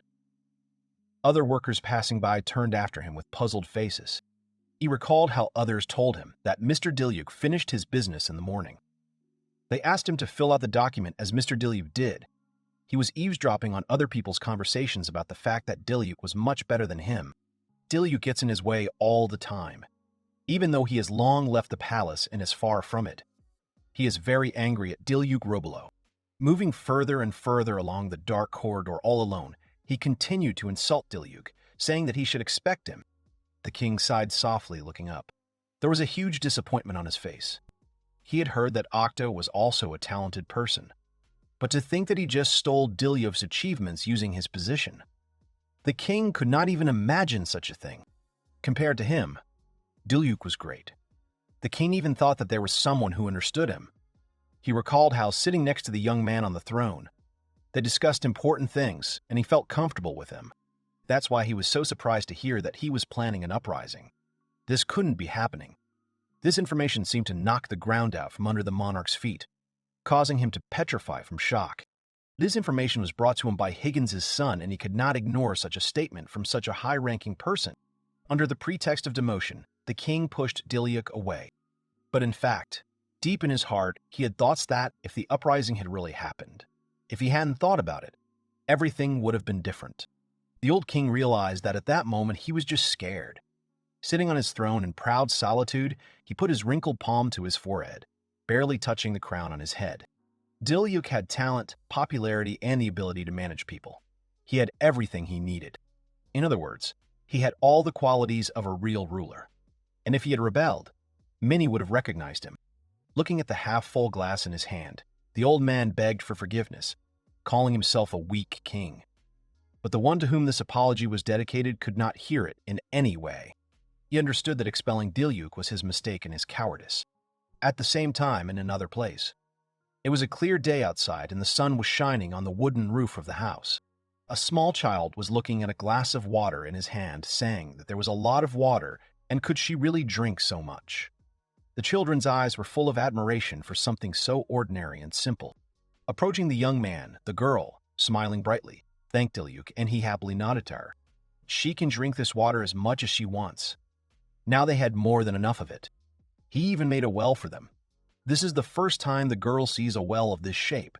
Instead of pulling the bucket out of the pit, now you just had to press the handle, and the water began to pour directly into the container from the tap. It was all thanks to Cindy's alchemy. The guy stepped aside a little, pointing with his palm to the side. The girl who was mentioned earlier smiled contentedly and giggled. One of the villagers who were near them called Cindy, saying that he wanted to tell her about the exploits of Mr. Diluc. The girl quickly woke up and ran up to them and said that she wanted to hear it in every detail. Diluc was very amused by this. A beautiful, gentle smile and half-moon eyes closed because of laughter appeared on his face. Water is essential for the life of agriculture, so this should improve the lives of people in Tenmu. He gave them what they needed so badly, and now the happy residents stood with buckets full of water talking to each other. Suddenly, there were loud sounds from the skill panel, which caused the hero to start up in surprise. Cindy, coming up to him again, said that the gentleman had earned points, and it seemed that it was really so. The guy opened his skill panel to see what was going on. The table showed that he already had 1,000 points, and now he could summon another spirit. Cindy was very interested, so she asked to do it as soon as possible. The guy himself was wondering who would appear this time. He couldn't wait for this moment. He stretched out his palm and called to the ancient spirit, telling him to go through time and appear before him. A bright light illuminated his palm. He fulfilled the call of the Ancient One, and a huge cloud of dust or steam rose to the side, forming a small vortex in the middle. After scattering the dust that rose from the ground, the figure of a long-haired girl in a long, floor-length dress was visible. She raised her head, and her huge, beautiful eyes were visible, directed at him. Diluc opened his eyes in surprise. Oh was in shock because he seemed to recognize the girl in front of him. They went to the forest to find the reason for the lack of water, and there they defeated a stone golem, which interfered with the free flow of water. So they were able to return the water to the village, and the residents began to actively use the new column. Then, he was able to accumulate 1,000 points. He was wondering who he would summon this time. He couldn't wait for this moment. He held out his palm, intending to find out right now. Summoning the ancients, he saw in front of him a girl with long black hair who was sitting on the sand surrounded by smoke. She had a long dress. The hero and Cindy recognized her immediately. The girl raised her eyes from the ground up. A girl named Alice appeared in front of them. Her floor-length white dress looked like some kind of military uniform. On her belt, hanging from her waist, a light fabric flowed, hanging down to her knee. When she saw Diluc in front of her, she jumped slightly in surprise. The girl was shy and stammered that she was very glad to meet him. The guy was a little embarrassed by such a greeting. Clenching her fists and holding them closer to her, Alice continued to look at the guy with a strange look. It was obvious how uncomfortable she was. The guy noticed it. Holding out his hand, he said that she didn't need to be nervous at all. He introduced himself to her, saying that his name was Diluc. The girl, turning away, first said that her name was Alice, and then corrected herself by calling herself Alicia. She looked away, blushing. It seemed she screwed up again. The guy held out his hand to her, apparently wanting to shake her hand. He said he was very glad to meet her. But the girl immediately jumped up and grabbed her face, covering it with her hair from embarrassment. She was making different noises. Cindy turned to Diluc and, covering her mouth with her palm, quietly told him that Alice was shy with him, and the guy himself noticed this from her behavior. But she's still a great spirit, and she's just a great cook. Listening to such flattering words addressed to her, the girl clutched her cheeks with her palms, wanting to hide how much they blushed. The guy heard about cooking and was very surprised. Clutching his chin, he thought about it and asked if she really had such a skill. The spirit, squeezing her palm, confirmed this by saying that her special skill is cooking food. At the last words, her confidence grew, and she already looked different. She no longer hid her face and was not so tight-lipped. The guy was very surprised that the spirit in front of him was a cook. As soon as Cindy remembers her food, she immediately wants to eat. She closed her eyes as if already feeling this divine taste from Alice's food. She grabbed the girl by the hand and led her forward, telling her to show them her skills. Cindy was very excited. She smiled radiantly, leading her friend forward. They had kitchen utensils. Cindy created it using alchemy. Alice is free to use everything to show them her skills. The kitchen in front of her was really clean and spacious with everything you need.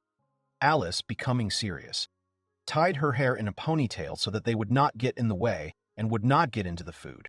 She decided to get down to business. She cut lettuce leaves very quickly and professionally with a knife. After the salad, she proceeded to chop the other ingredients until she had sliced everything. The food was warmed up, and she stirred it with a small spoon. She asked Cindy to make her another pot, and she quickly fulfilled her request with the help of alchemy. The guy noticed how Alice changes when she cooks. As soon as they met, she was very shy and indecisive. But during cooking, she was fast and very precise. Shyness faded into the background. Finally, everything was ready and came out pretty well. It was clear from the girl's face that she was very proud of what she had cooked. She decided to serve grilled wild boar meat, wild boar cheeks stewed in cream, wheat noodles, and chicken broth. The guy was extremely surprised by the amount of food and how delicious everything looked. However, he was still worried as she had cooked too much food for 3 people. Right in front of him was a large number of huge pots that were filled almost to the brim with food. The girl shrank and immediately began to apologize. She admitted that she got too carried away, and that's why she turned out so much. The guy said there was nothing wrong with that. Everything was fine because they have a festive table right now. He looked pleased. They decided that since they had so much food, they needed to feed the villagers as well. They placed many plates with dishes on a large long table and invited the residents to their house. Everyone was happily looking at the cooked food placed right in front of them. When Diluc put down the last plate, everyone turned around with smiles in his direction. One of the villagers, who looked like a bear, put the first spoonful of food in his mouth. He and the dwarf sitting next to him were completely delighted. The guy admired how delicious it was. It was the first time he had eaten such tender meat. Cindy also said that it was very tasty. She ate the food with both cheeks and smiled contentedly. The guy who recently praised her culinary skills asked if her name was Alice. He is sure that she could open her own restaurant with such cooking skills. The girl, a little embarrassed, admitted that she really had her own dining room before, but no one doubted it. Finally, Diluc tried her cooking and immediately agreed with the others that it was very tasty. The girl was very glad that he liked it. She stood next to him, watching with interest as he ate the food she had prepared. It was the first time the guy had eaten such a dish. It was just incredible. Boar meat has a smell, so it is difficult to cook it. But if it is fresh and the blood is drained properly, it can be cooked. Thanks to the freezer created by Cindy, the vegetables remained fresh. After that, he realized that she loves cooking very much. The girl agreed with him. This is really her favorite thing. After a while, the plates were already empty, and everyone finished their meal. The guy, sitting over an empty plate, turned back to where the girl was standing and thanked Alicia for the food. The guy, clenching his fist, noticed that he seemed to have more strength after eating, and Cindy confirmed this by saying that she felt the same as him. Alicia didn't look surprised. She said it must be because of the effect of her skill. The guy realized that then, when calling a new spirit, he gets its abilities. His new skill, Cooking, at level 1 appeared in the status window. This skill allows you to increase the magical power after eating the food he cooked. It also increases the resistance to magical attacks. Increasing magic power and increasing resistance to magic attacks was really an incredible skill. Her skill is creating food, which adds resistance to magical attacks. To put it more simply, if he ate the food, increased his magic attacks, and thereby increased his resistance to magic attacks. Resistance to certain magical attacks varies depending on taste. For example, spicy food increases resistance to fire, and salty food increases resistance to air. And the increase does not depend on how delicious the food turned out to be.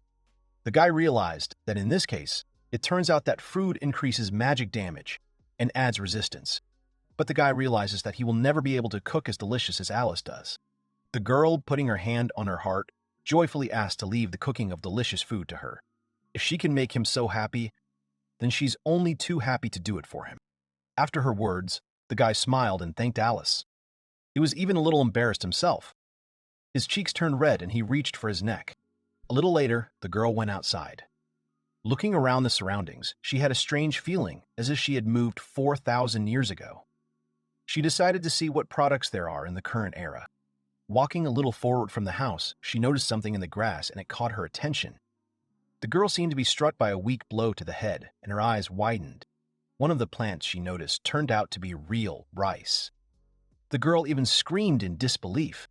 Diluc, who came up behind her, asked what rice was. He was leaning his hands on his knees as if he was very tired. She was very surprised that he didn't know what rice was, so she screamed again. He looked at the grass she was pointing at and said they thought it was just a weed. She explained that it was just a wonderful product and also very tasty. She gesticulated so sharply that the hoop earrings on her ears dangled from side to side. It was as if the guy didn't believe that this herb in front of him could even be delicious. But the girl added that you can even make sake out of it. It's just a unique product. A truly versatile product. There are difficulties with agriculture in this village, so it would not be superfluous. He asked Alice if she could grow this rice, and she replied that it was possible. He's growing very well, and it seems that this place is the right land for him, so everything should work out. When the guy asked if she could tell him how to grow this rice, and the girl of course agreed to tell him this.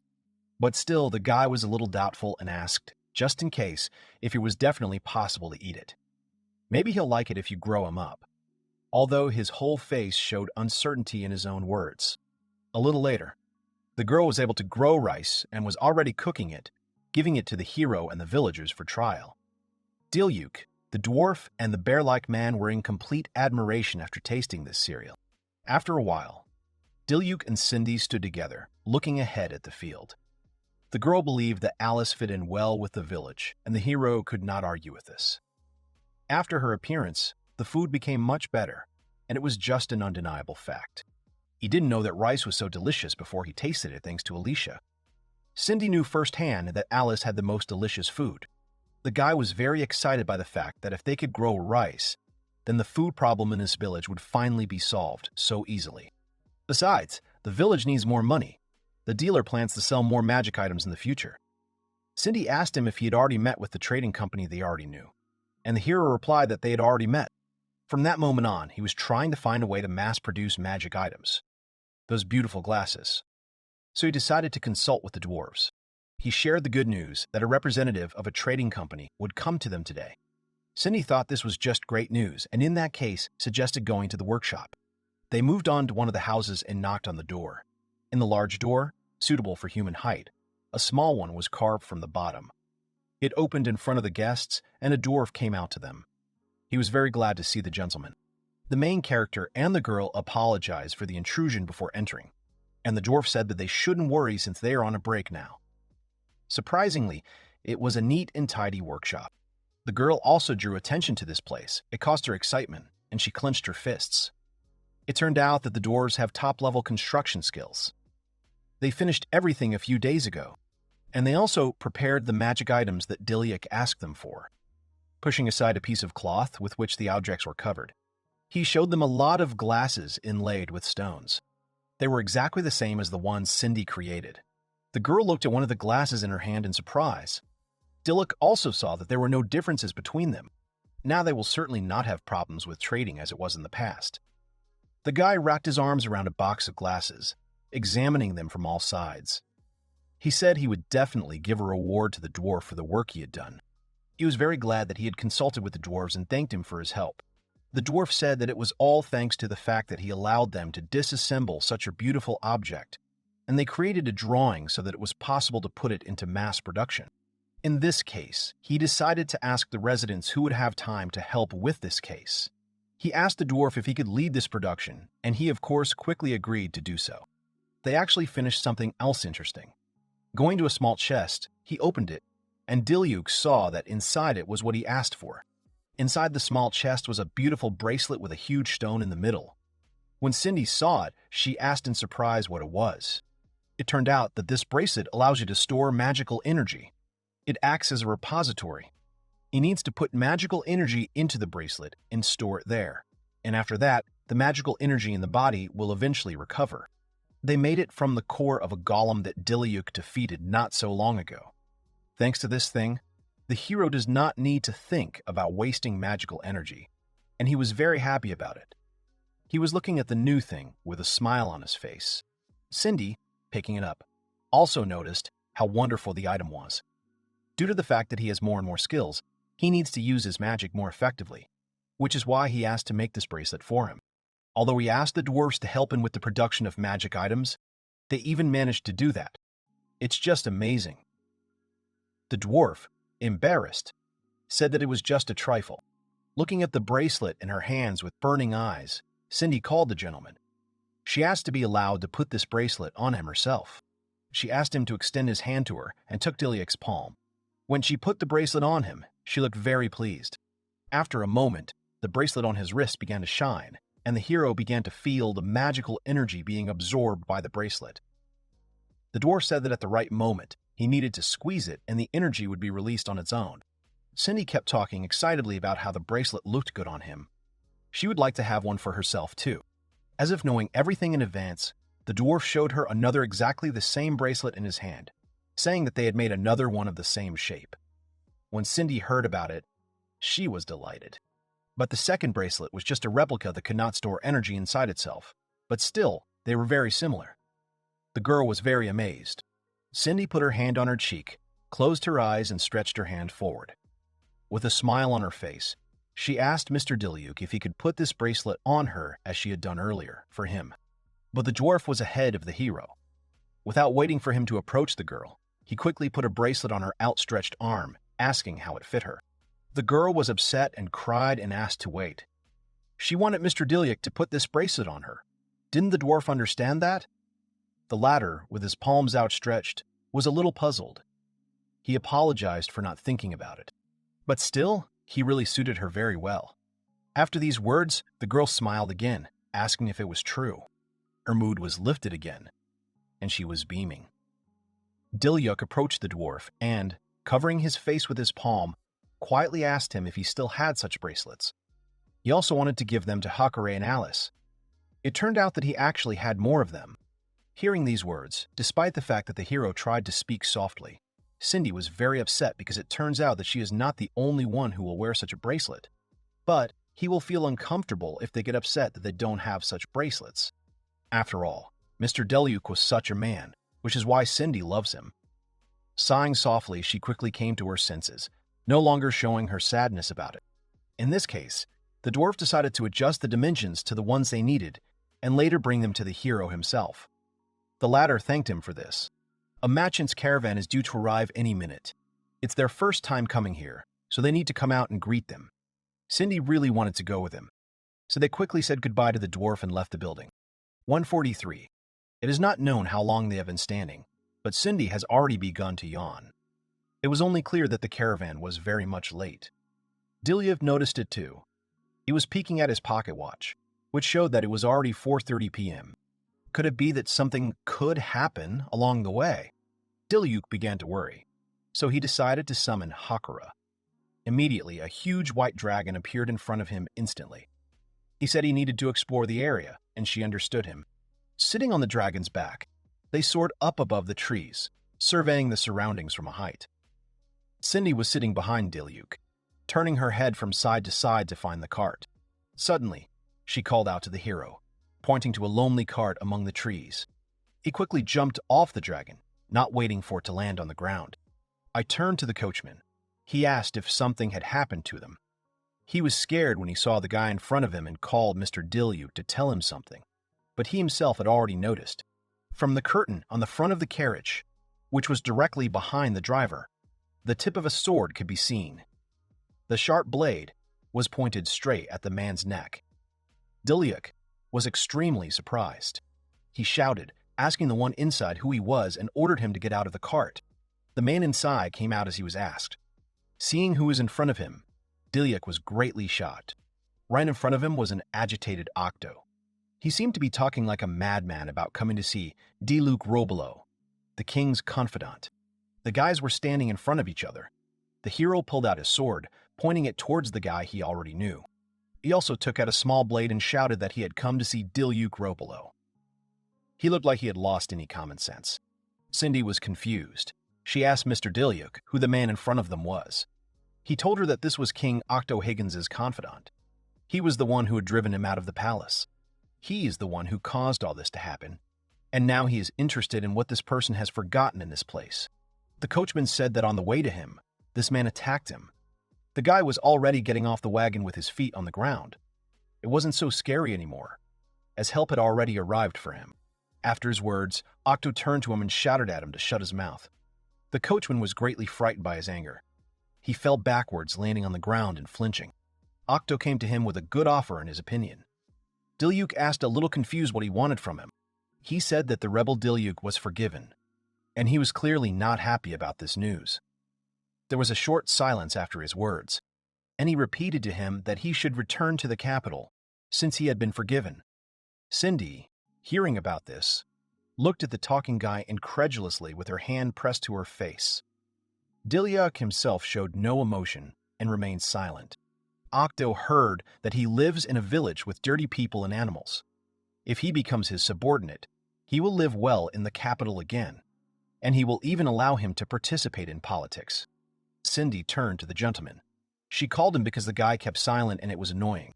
After that, he quickly gave an answer, directing his dream even closer to Octo and telling him to leave immediately. The guy clearly expected a different answer, and it was evident from his face. The hero is not going to become his pawn and follow his orders. After all, from now on, he is the lord of Tenma village, and he must remember this. Octo reacted angrily to these statements, or else grinned more nervously. Ardo quickly approached the merchant who was still on the ground. He grabbed him by the scarf with one hand, and with the other held the blade of his blade to his face, making a cut on his cheek. He asked the hero if he really thinks he has a choice. If he refuses him, then this merchant is finished and he must answer him quickly. At that moment, when Octo thought that he was in a better position, a huge black shadow rose in the sky directly above him, heading in his direction. The guy shuddered, feeling something strange, and asked what kind of creature it was. A voice came from above saying that she had heard everything from heaven and that she would not leave it like that. A huge creature with wings appeared from above, which grabbed the merchant by his clothes and carried him away from the confused Octo.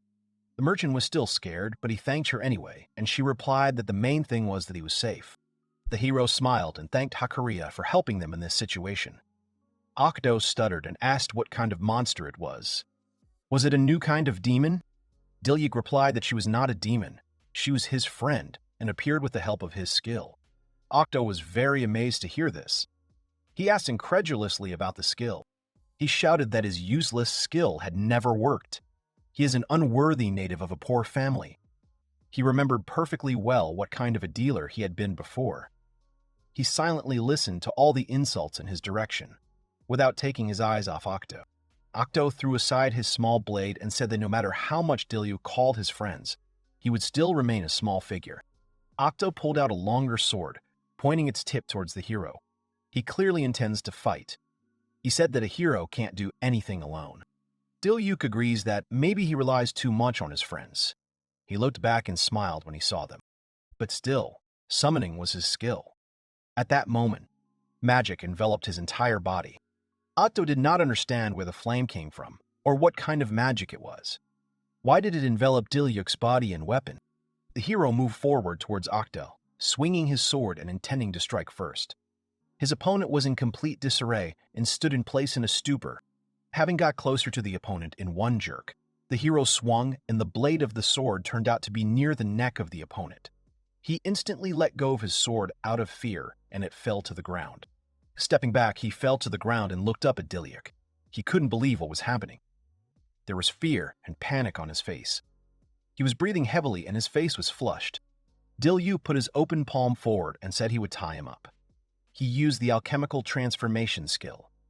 Many roots of nearby trees rushed towards the guy, surrounding him from all sides. He was tied up instantly with no way to get free. Soon the Higgins family will start looking for him and will come to pick him up.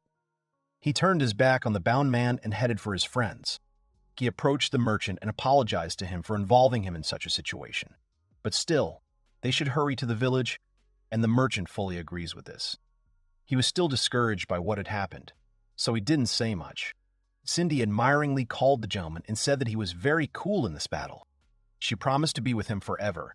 Hearts seemed to float around her from her admiration for her master. He smiled and thanked her. He looked at the cart and saw that it seemed to be damaged. They needed to fix it and go to the city. Cindy asked to leave this task to her. She went to the cart and, using her magic, began to repair it. There was only one thing Diluc couldn't understand. Why did Octo end up here? He doesn't think the king would have given him time off and let him out of the palace. Therefore, this situation was a bit strange. A horse was coming straight towards them, making a loud noise. Diluc heard him and asked what that sound was. Turning around, he saw a white horse with a man in uniform at the top. A coat of arms, already familiar to him, hung from the saddle of the horse, which he immediately noticed. It was a royal horseman. He asked in shock what he was doing here. A young guy in uniform asked if this man was Mr. Diluc. The officer looked confused himself. He said that he was looking for Mr. Octo by order of the king. Diluc looked at the guy with wide eyes after his words. He pointed his finger at Higgins, who was sitting on the sidelines, and explained that he was being tied up for attacking a civilian. The officer was shocked because he had already escaped from the mansion, and then he did this. When he heard that he had escaped, the essence of what was happening began to dawn on him. The guy, getting off the horse, came closer to Mr. Octo. He told him that he had received orders to take him back to the capital. He also showed him a letter in which it was written that from today Octo Higgins would be removed from the post of assistant to the king. The suspension period was extended for another 2 months. The punishment itself will be handed down later. Octo was greatly shocked by the officer's words about his dismissal and punishment. He believed that his father would definitely not approve of such a thing, but it turned out that they had received the approval of Duke Higgins. He also has a written confirmation, so he asked to refrain from resisting and calmly follow him. Diluc entrusted the rest to the officer, who thanked Mr. Diluc. He went over to the bound man to pick him up. By this time, Cindy had already finished repairing the carriage and approached the hero. He thanked her and said that now they finally need to go back to the village. During their conversation with the officer, the merchant had already managed to sit on the dragon watching the others. Cindy and the hero, talking about something and smiling, were heading straight towards them. Octo, who was watching all this, shouted to Diluc, asking him to wait. The officer who tried to grab him somehow was defeated because he was dodging. He shouted at the hero not to even think about the fact that this was the end, but he wasn't listening to him at all. Diluc, standing next to the dragon, stroked him with a smile and did not pay attention to him. This made him very angry. His face turned pale. In anger, he clenched his teeth and beat his hands on the ground, cursing. A month later, in the village of Tenma, the villagers went about their own business. The dwarf, coming out of his workshop, held a box in his hand and greeted the bear man. A woman with children pumped water from a pump filling their jug. Two of them looked very cheerful, watching the youngest one trying to help the adults with a set of water. Diluc and Cindy were in the room when there was a knock on their door. They asked the guest to come inside. It was the merchant Serge, who was already familiar to them from the Maple Trading Company. He wished good day to Mr. Diluc. The hero also greeted Serge and noticed that the wound on his face had already completely healed this month. Serge said it was all thanks to him. He is glad that after that incident, he strengthened the security of the area. The hero was still uncomfortable with the incident, and he asked for forgiveness. If he involved him in something like this again, he would be uncomfortable. Serge had good news that the magical objects in the form of glasses that he gave him were instantly sold out. Maintenance requests for magic tools are also increasing. The hero really liked this news. Serge couldn't believe that he had turned maintenance into a business. Thanks to him, they are doing great business and sales. He hopes that he will continue to cooperate with the Maple Trading Company. The merchant was about to leave and bowed goodbye, but Diluc asked him to wait. Smiling, he asked Serge if he would like to have a snack before the long drive back from the village. A little later, apologizing for the wait, a plate of food was placed on the table in front of him, from which steam was still coming from the heat. It was the first time Serge had seen such a dish and asked what it was. Diluc said it was cooked by their best cook in Tenma and pointed to Alice standing next to him. The girl, embarrassed by such words, said that this was a special pilaf. This dish of the day is made from deer meat with rice and spices. Rice for pilaf is boiled with a little water to make it lush, and freshly picked carrots have been added, which are grilled with oil. It was the first time the merchant had heard about rice, so he was surprised. Lifting his spoon, he scooped up a small amount of food and said that of course he would try it. Taking some of the contents of the plate, Serge brought the spoon to his mouth for a taste. His body was instantly struck by lightning. Shocked, looking at his plate, he shouted about how delicious it was. He wondered why this rice was so delicious. Diluc said that all the products in this dish were grown on their land. The merchant called Mr. Diluc. He was interested in rice and the whole spice dish. He asked if he could sell it to the Maple Trading Company. It was so delicious that he would have liked it for himself. The hero didn't mind at all. But in return, he asked them to sell it in return, indicating the place of production. He wants to make a brand out of it. He also sat down at the table next to the merchant, and they began to actively discuss this idea. A little later, Cindy was talking to a dwarf holding documents in her hands. 3 girls I already know were running around in the field harvesting crops.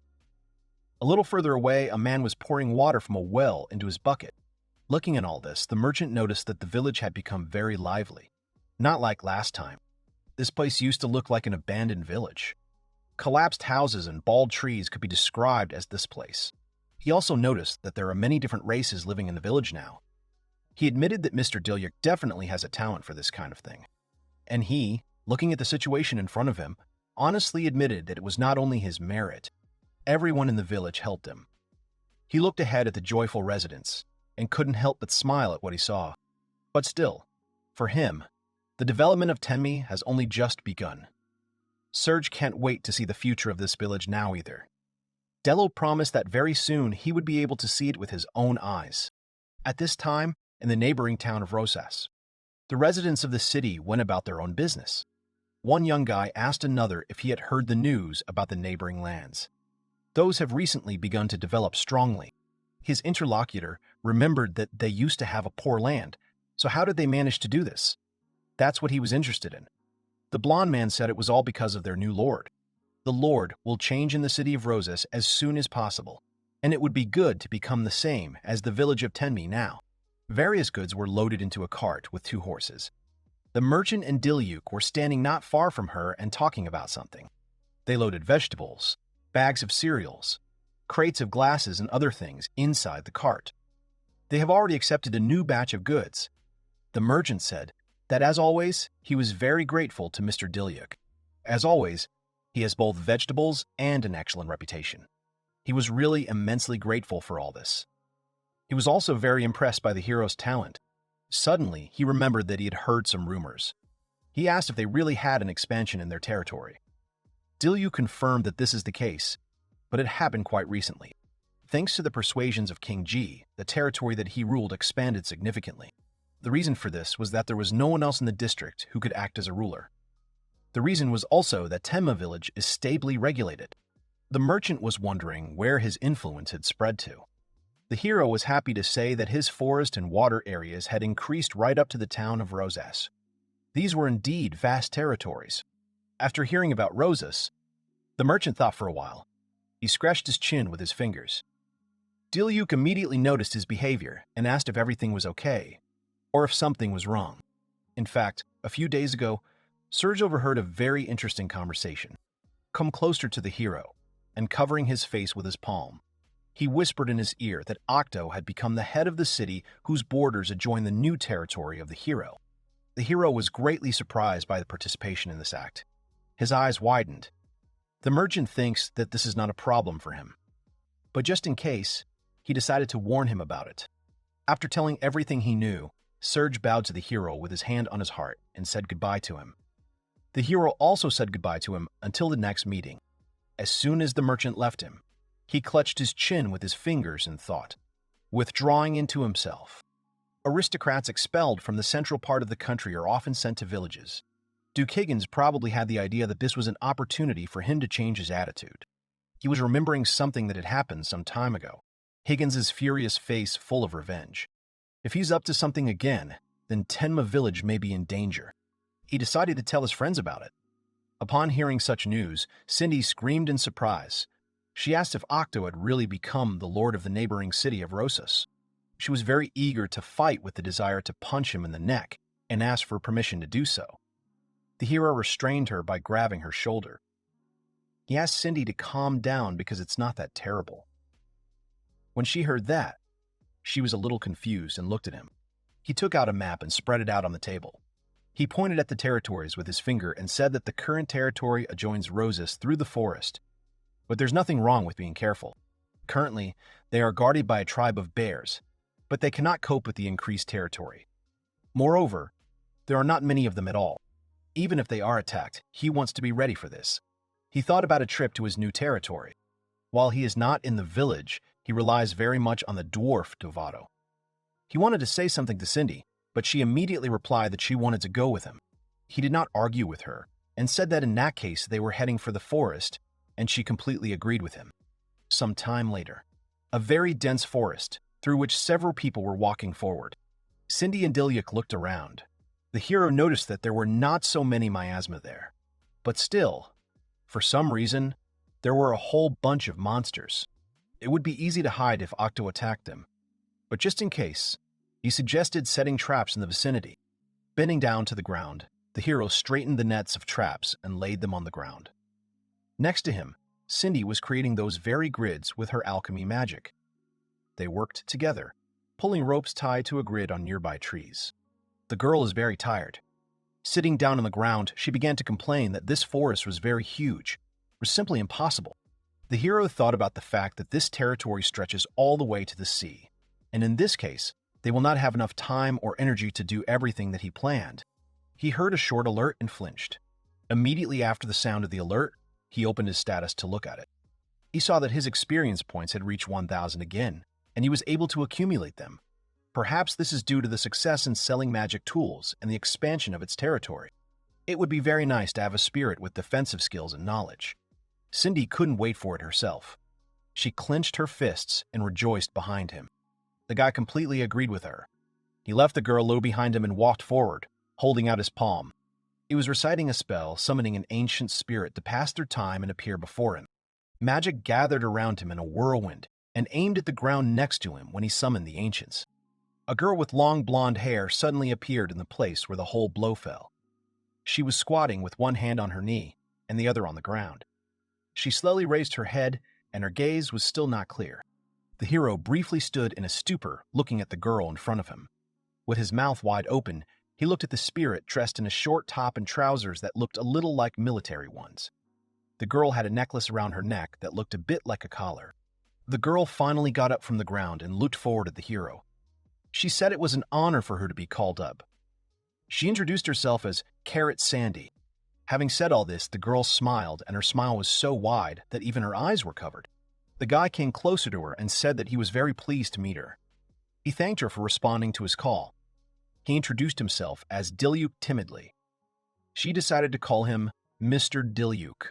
The girl began to look around, asking what kind of place it was, because she did not recognize it yet. He told her that this is the village of Tenma after 4,000 years. Carrot was surprised at the time of 4,000 years. She immediately realized that this was the future. She said with a smile that she really hoped that she could be useful to him. They shook hands. He thanked her, saying that he would rely on her in the future, and it turned out to be mutual. Cindy ran up to her old friend faster, saying how long it had been since she had seen her. The girl called out to Cindy, noticing that she was, as always, full of energy.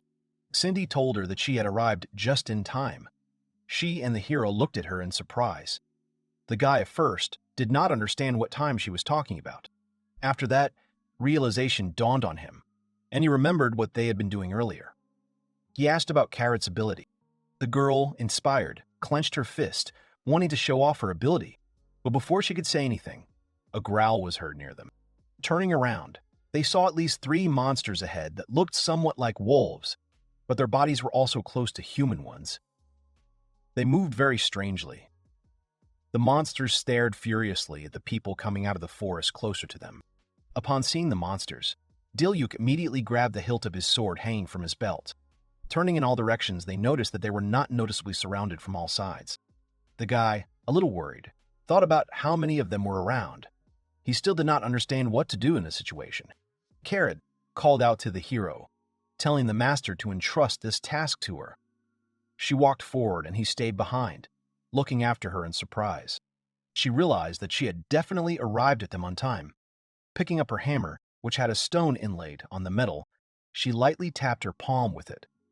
If these monsters were going to attack them, then they should have done it all together. After she hit her palm with it, her hammer quickly increased in size, turning from a small tool into a large weapon. More like a sledgehammer, just in the shape of a hammer. She jumped forward, hitting the ground with the flat, circle-shaped end of the weapon. Instantly, some kind of circular waves began to gradually emanate from the impact site, spreading further and further into the forest. As soon as the waves began to argue, the guy looked around in surprise. He didn't understand what had just happened, so he asked Carrot about it. He turned his attention to the side and shuddered. 2 of the monsters were rushing straight at them, not wanting to stop. It turned out that there were a lot more of them from all sides. At least 6 monsters were heading straight towards the 3 of them, surrounding them. The guy and Cindy looked very worried. He grabbed his sword with both hands, already thinking about starting to defend himself.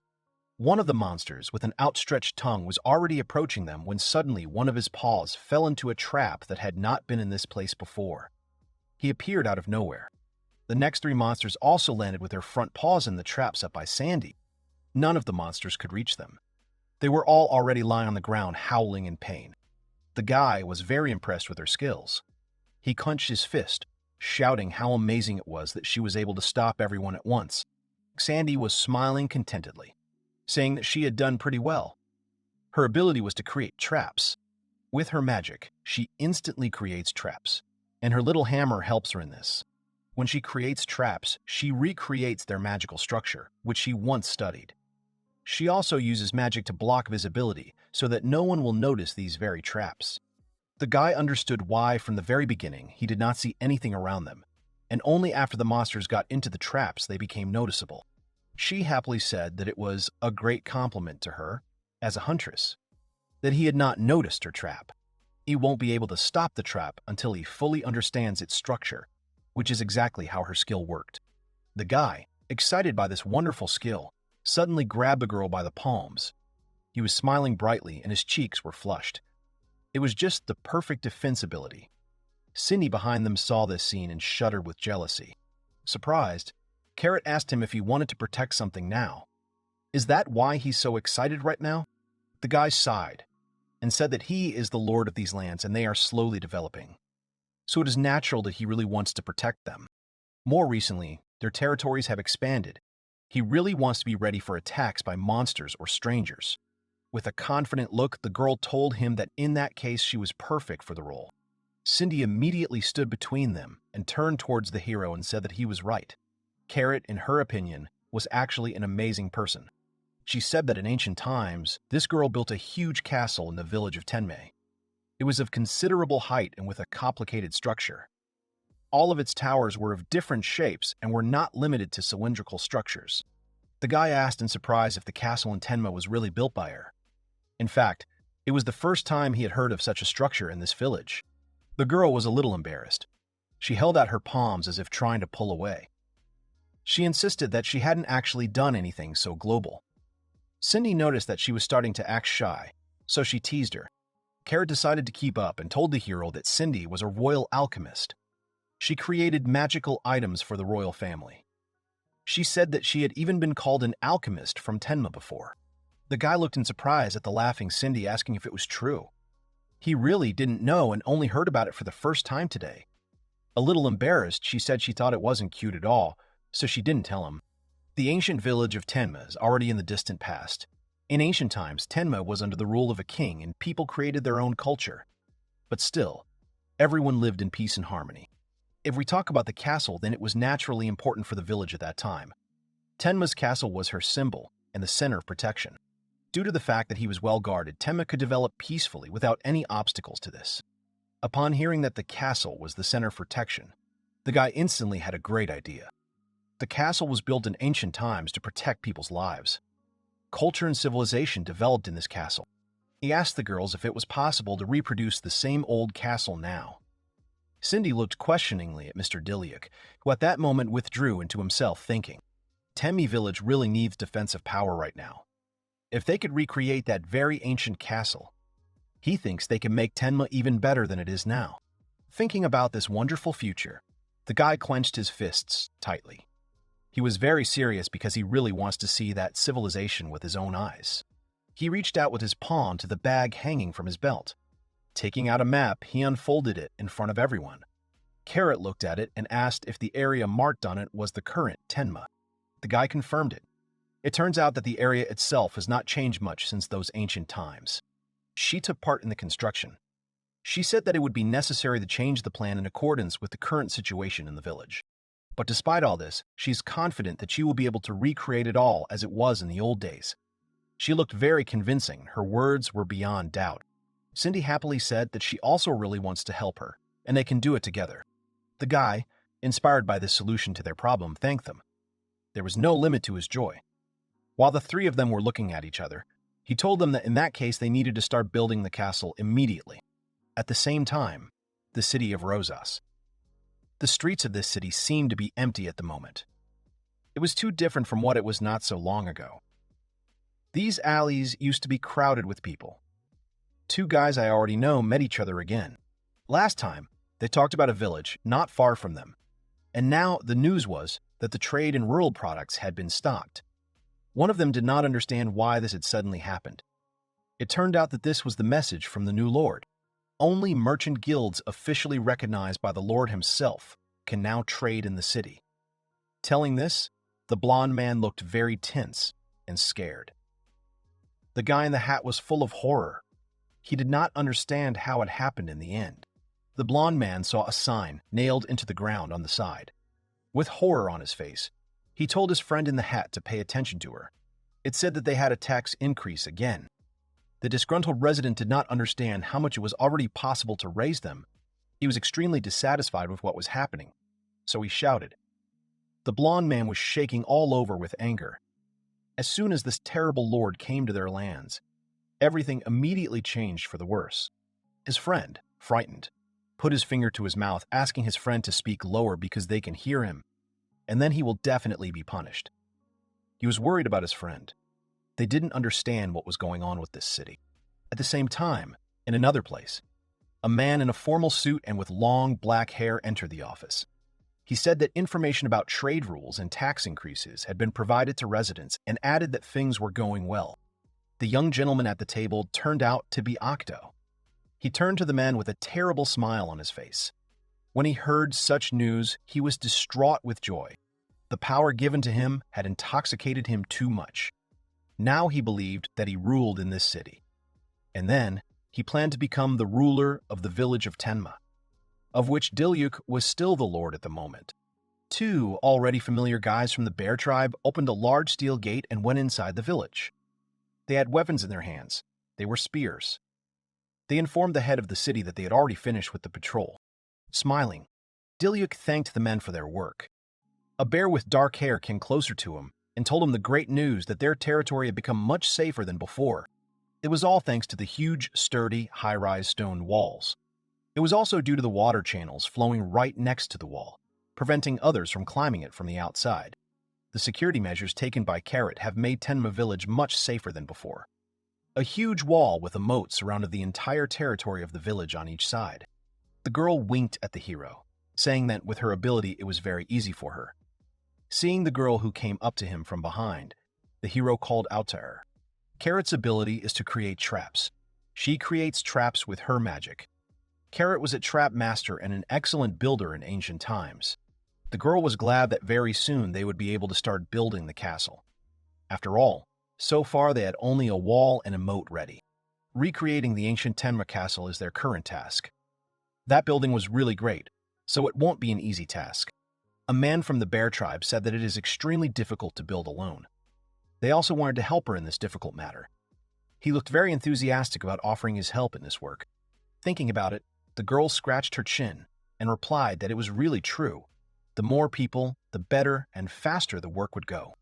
With hard work, people from the bear tribe can certainly cope with all 10%. The girl thanked them for responding to help in the reconstruction of the castle. The heroes thought for a second and went into their own thoughts. The bears are their warriors now. And besides guarding Tenma, they also train for battles. They train properly to fight with a spear and do various exercises to strengthen their bodies. Diluc thought that they were taking on too many tasks. With so much work, it must be very difficult. And they also want to help with the construction of the castle. The main character invited the audience to summon a new spirit using his skill. It would be better if there were even more workers. The two standing next to him turned towards him, listening to his suggestion. Diluc opened his status window and looked at the contents. His status window showed that he had already scored as many as 800 points out of 1,000 needed. In any case, there is very little left to save up. Today, he plans to give his best, and then he will be able to summon another spirit to help the others so that they are not so busy. Carrot asked in surprise if they needed to be in such a hurry in this matter. Smiling, the hero replied that, in principle, it is possible to do everything not so quickly. He just really wants to do his best for his village. Therefore, he tries to do everything as quickly as possible, and in a hurry. Listening to his words, the girl smiled. She thought he was just a great lord and told him so. Sometime later, the one who took on really many tasks was Diluc himself. At one time, he and Cindy used alchemy to create magical objects in the form of glasses for sale at the Maple Trading Company. At other times, he helped a familiar family pump water from a pump, filling their jug while the children watched him. He and Carrot also used her skill to create traps in order to protect their nearby territories. Sometimes, he would come into the kitchen and help Alice with the cooking by stirring the ingredients. He also attended the training sessions of the men from the bear tribe, watching them try to train and helping them with their training. Suddenly, he heard an alert and was delighted. He immediately opened his status window and saw that he had finally accumulated the number of points he needed.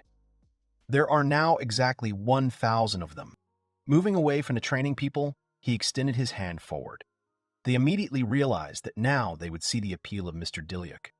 Some of them had seen this with their own eyes for the first time, so they were happy about this event. At this moment, the main character himself was wondering who would appear in front of him this time. It was quite an interesting lottery. For this summoning, he does not read out a long spell. He immediately called the ancients, and a cloud of dust engulfed him from all sides and flew away from his side with a loud sound. A cluster of magic struck the ground between the man and the bears who were standing nearby. This time, the hero was very surprised to see who he had summoned. A man with long gray hair and a beard stood in front of him. He was wearing a military uniform and a raincoat. A sword hung from his belt and there was a scar on his forehead. He asked why he, Balak, had been called up. The summoned spirit had an indifferent and calm face. His gaze itself seemed to be cold. Unlike the other girls he had previously summoned, this spirit did not look particularly happy because he was called. The main character introduced himself to the summoned man as Diluc timidly, and said that he was very pleased to meet him. Suddenly, something flashed very close to him, and he drew attention to it by looking at the side where there were movements. Although his eyes widened in shock, he reacted extremely quickly. The old man in front of him was surprised. Standing in a fighting stance with his knees slightly bent, he watched the young man. It turned out that what he saw at his side was the old man's long sword. An ancient spirit attacked him with a weapon, but the hero was able to notice his lunge and managed to pull out his sword, blocking the blow of that one. He used the sword as a shield, taking a blow at it. The men of the bear tribe were indignant. Clenching their fists, they shouted about who this old man was and why he just attacked their head. They were clearly discouraged and angry. Finally, the spirit put his sword back in its scabbard and said that he, Diluc, was not going to obey a weakling. If he wants him to obey him, then he needs to show his strength, and only after that he will follow him further. The main character was a little discouraged by the situation. He clearly hadn't expected such a welcome from a newly summoned spirit. So this old man needs his strength. Diluc said that the two of them would have a duel. He looked more satisfied, and his face was no longer as emotionless as it had been when he was first called up. Apparently, he enjoyed the fact that the hero was able to parry his attack earlier. Hearing about the duel, Diluc froze. He stood in place and looked at his opponent with a discouraged expression. Finally coming to his senses, he agreed to this duel with the spirit. He grabbed the hilt of the sword with both of his hands and pointed it forward towards the old man. He turned to Diluc, already telling him more confidently that he was accepting his challenge. The three bears behind the old man stood in place, not moving, and watched them. The spirit liked his courage. Once again, taking out his sword from the scabbard that hung on his belt, he pointed his weapon towards the hero, preparing for a duel. He decided to give him a head start, saying that he could attack him as he wanted. The main character immediately noticed that this spirit had an incredible aura. Just standing in place, there was a huge force from him, which seemed to be pouring light from his body. Diluc didn't look at his skill, but he seemed to have more power. A similar aura has already emanated from the hero himself. Diluc chuckled as he noticed that the hero got used to chi very quickly. That's what it means to have a summoning skill. The hero was able to conquer and master the summoning skill. The main character had heard about chi for the first time and did not know what it was. He understood that the difference in their combat experience was huge. If he didn't give his all in this duel, he would definitely lose to the ancient spirit. The three of the bear tribe continued to silently watch what was happening. Some of them were discouraged, and some were a little angry about what was happening. Shifting his leg to get into a more comfortable position, the hero thought to himself that he could not possibly lose now. Tightening his grip on the hilt of his sword with both hands, he abruptly moved forward. The old man stretched out his sword arm and parried the hero's blow by crossing their swords with each other. The sharp blades of the weapons made sounds as they rubbed against each other, while their masters tried to fend off each other's swords. Finally, they knocked their swords aside in preparation for another attack. The man was watching his opponent closely without moving his gaze away. He noticed that the hero's chi had increased again, and his aura had become more powerful. He continued to move forward and attack the spirit without stopping. He was focused, and his newly acquired aura continued to shine, enveloping his body. At some point, it became difficult for the man to fend off the attacks. It was evident from his tense face. His lips curled and his eyebrows wrinkled, which caused him to have wrinkles on his forehead between his eyebrows. Seeing this expression on his face, and the fact that it was becoming difficult for Diluc, the main character realized that he needed to attack right now, so that everything would work out for him. He decided to use the Robolo style. His technique was to cut the starry shadow. He kicked off the ground with his feet and moved forward with lightning speed. He swung his sword back to gain strength and deliver another decisive blow for this battle. Diluc rushed by without stopping, and at some point he was already behind the old man. They had their backs to each other. At first glance, it seemed as if the hero had missed, or the old man was able to dodge the blow. They continued to stand in place, not turning to each other and not lowering their swords. A second later, Diluc abruptly dropped to one knee on the ground. He was leaning on the ground with one hand. His sword fell out of his hands right next to him. Despite the fact that he was defeated in this duel, the old man was smiling. He turned his head slightly to the side, where the hero continued to stand motionless. Diluc said it was great. The surprised guy turned back and looked at him. He was very surprised to see the spirit kneeling in front of him. The latter bowed to him, showing his respect. He admitted defeat and called Diluc the young master, apparently accepting him as the master. The hero, looking at this, opened his mouth wide. Diluc, putting his palms forward, asked a little nervously what he was doing now. He asked him to get up from his knees. He was clearly a little uncomfortable with the situation. She made him uncomfortable and embarrassed. Smiling, the old man raised his head and looking at the main character said that his chi was simply amazing in battle. The hero asked what the chi he was talking about was. Then the man realized that, after all, until now it has not remained in people's memory. The throne of the bears remained standing in place just looking at them from the side. The old man explained that, simply put, this is a different way of training, different from magic power. Chi can master everything. Chi comes with improved physical abilities.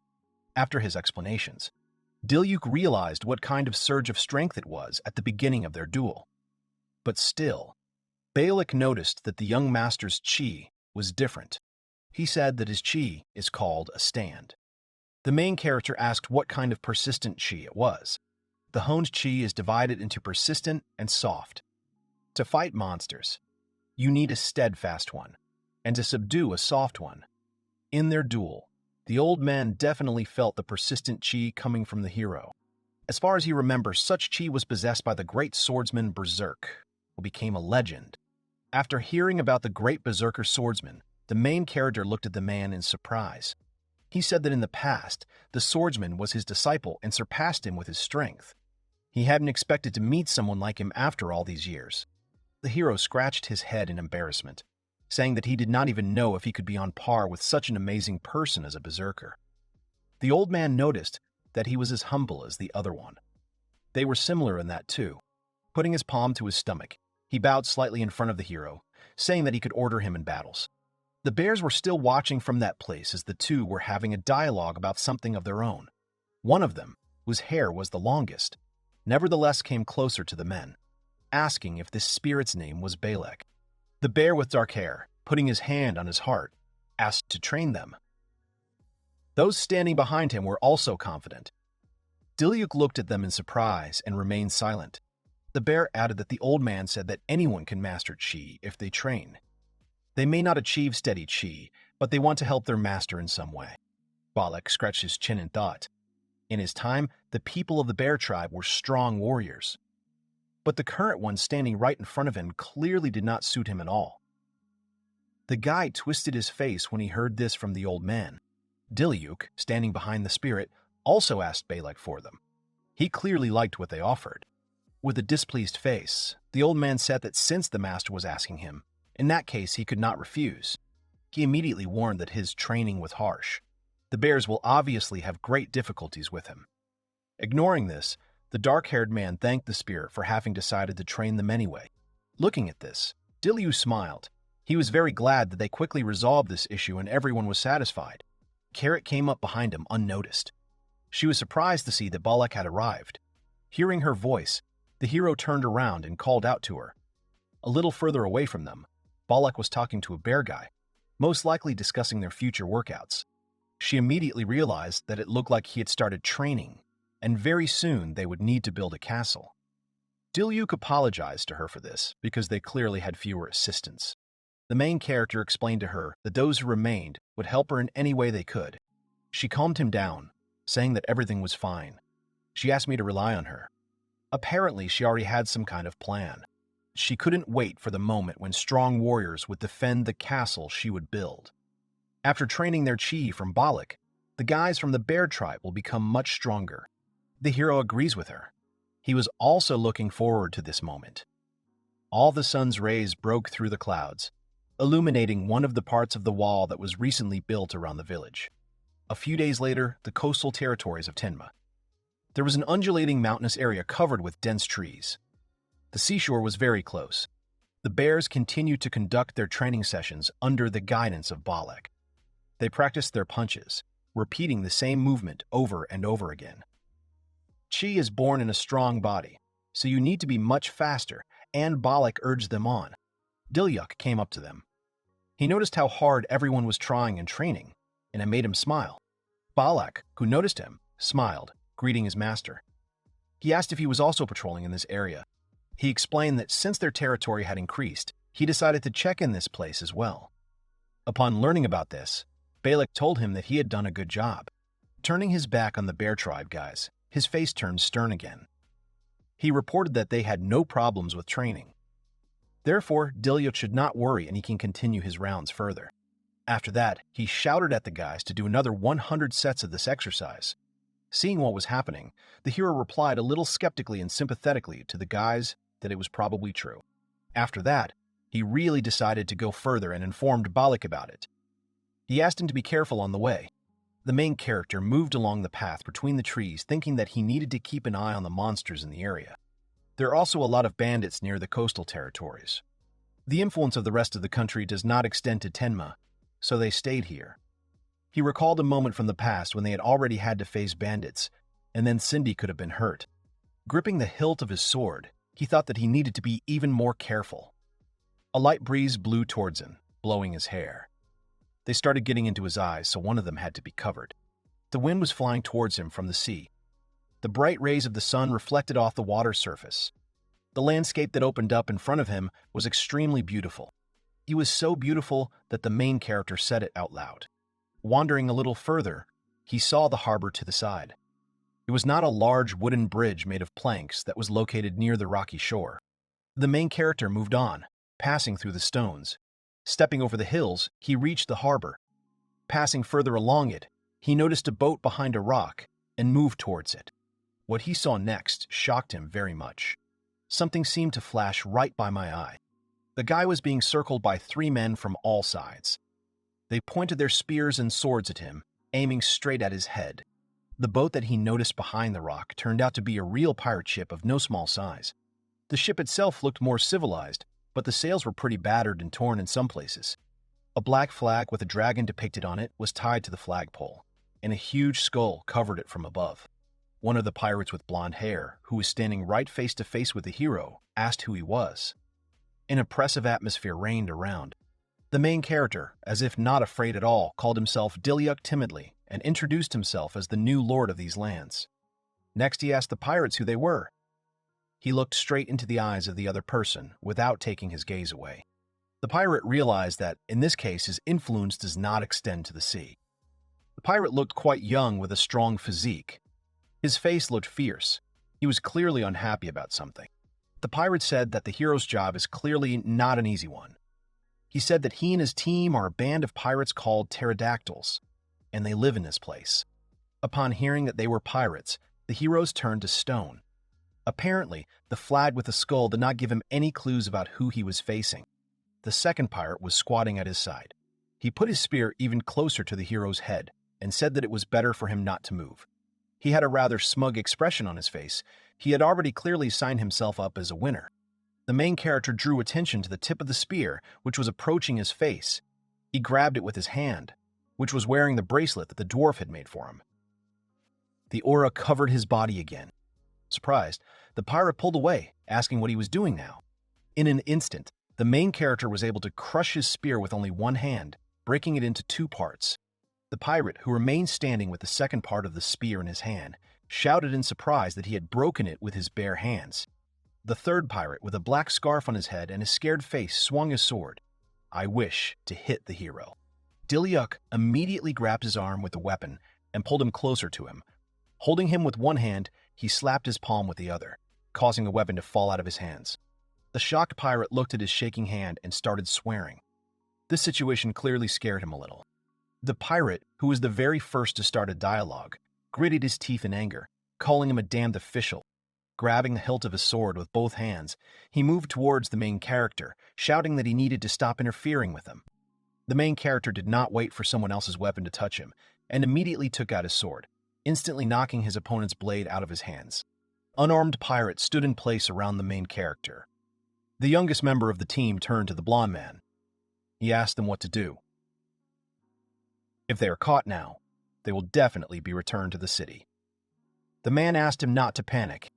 Calling the hero an official again, he shouted that he really wanted to destroy the quiet place they had always been looking for. There was fear and panic on his face now. the main character thought to himself that he would not be able to come to an agreement with them.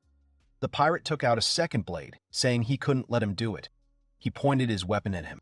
Watching him, he realized that the battle could not be avoided. Pushing off from his seat, he seemed to fly into the air, all surrounded by magic. The shocked pirate asked if he had really taken off. The main character decided to use the timidly midnight sword dance style. The magic around him swirled around his body. The pirate tried to cover his face with his hand from the wind and did not defend himself at all. He didn't understand what was going on. The wind got into his eyes, which was why his view was limited. It was at this moment that the main character decided to attack. But instead of attacking with his sword, the hero stretched out his hand and called Hakuryu. A dragon appeared out of nowhere, flapping its wings. She asked the gentleman if he had called her.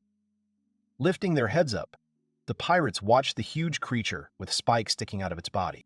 The main character appeared on top of this creature in a split second. They were high in the air, towering over the bandits. All three men stared wide-mouthed at the dragon that hovered in the air right in front of them.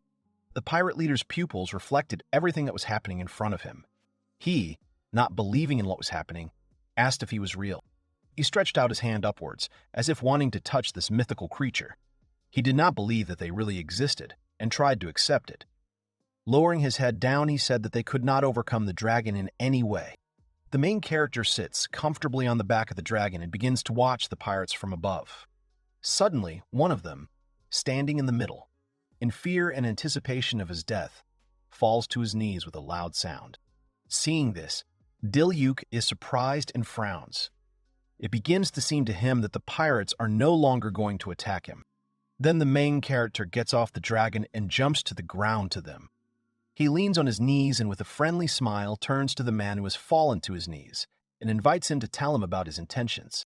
After that, the situation between people changes for the better, and the guys sit in a circle. The man nervously lowers his gaze and tells that the story of how his company became pirates began with the escape from the city, remembering his past. Then he says that the aristocrats there forced them to work tirelessly, beating them for any little things. Remembering how he dragged heavy boards, bags, and did other dirty work. Then the man adds that some of them were even forced to fight for money, and a ring with 2 fighters pops up in front of his eyes. Dozens of people watching the fight. That's why the 3 men ran away from the city, away from such a life, taking with them everything they needed. The pirate remembers the dawn he saw when he came to the shore strewn with sand, and says that after long wanderings they arrived at the sea, after which they were finally able to live without caring about anything. The man says that the sea became their home while his comrades sat and listened in silence. The main character, looking into the void, thinks about something and concludes that this is why the pirates did not want to return to the city. Then he decides to ask the man why he lowered his sword when he saw Hakuryu. Upon hearing such a question, the pirate suddenly raises his head up to look at the dragon and tries to answer something. But then he says that when he and his comrades were still plowing in the city, one of their acquaintances told stories about dragons. The men were very fascinated by these stories and listened attentively to them with great interest. According to the pirate, the stories were about the legendary era when dragons lived. Then there was peace and tranquility without hunger and discrimination. When Diluc hears that they are talking about the legendary era, he immediately shudders and decides that this is Tenma in the past. At this time, the pirate says that they went to sea, wanting freedom and tranquility, making this dragon a symbol. However, then he raises his head up again and adds that their wishes were just fairy tales. It turned out that there is no such thing as peace in life, and men had to survive by stealing things from the rich.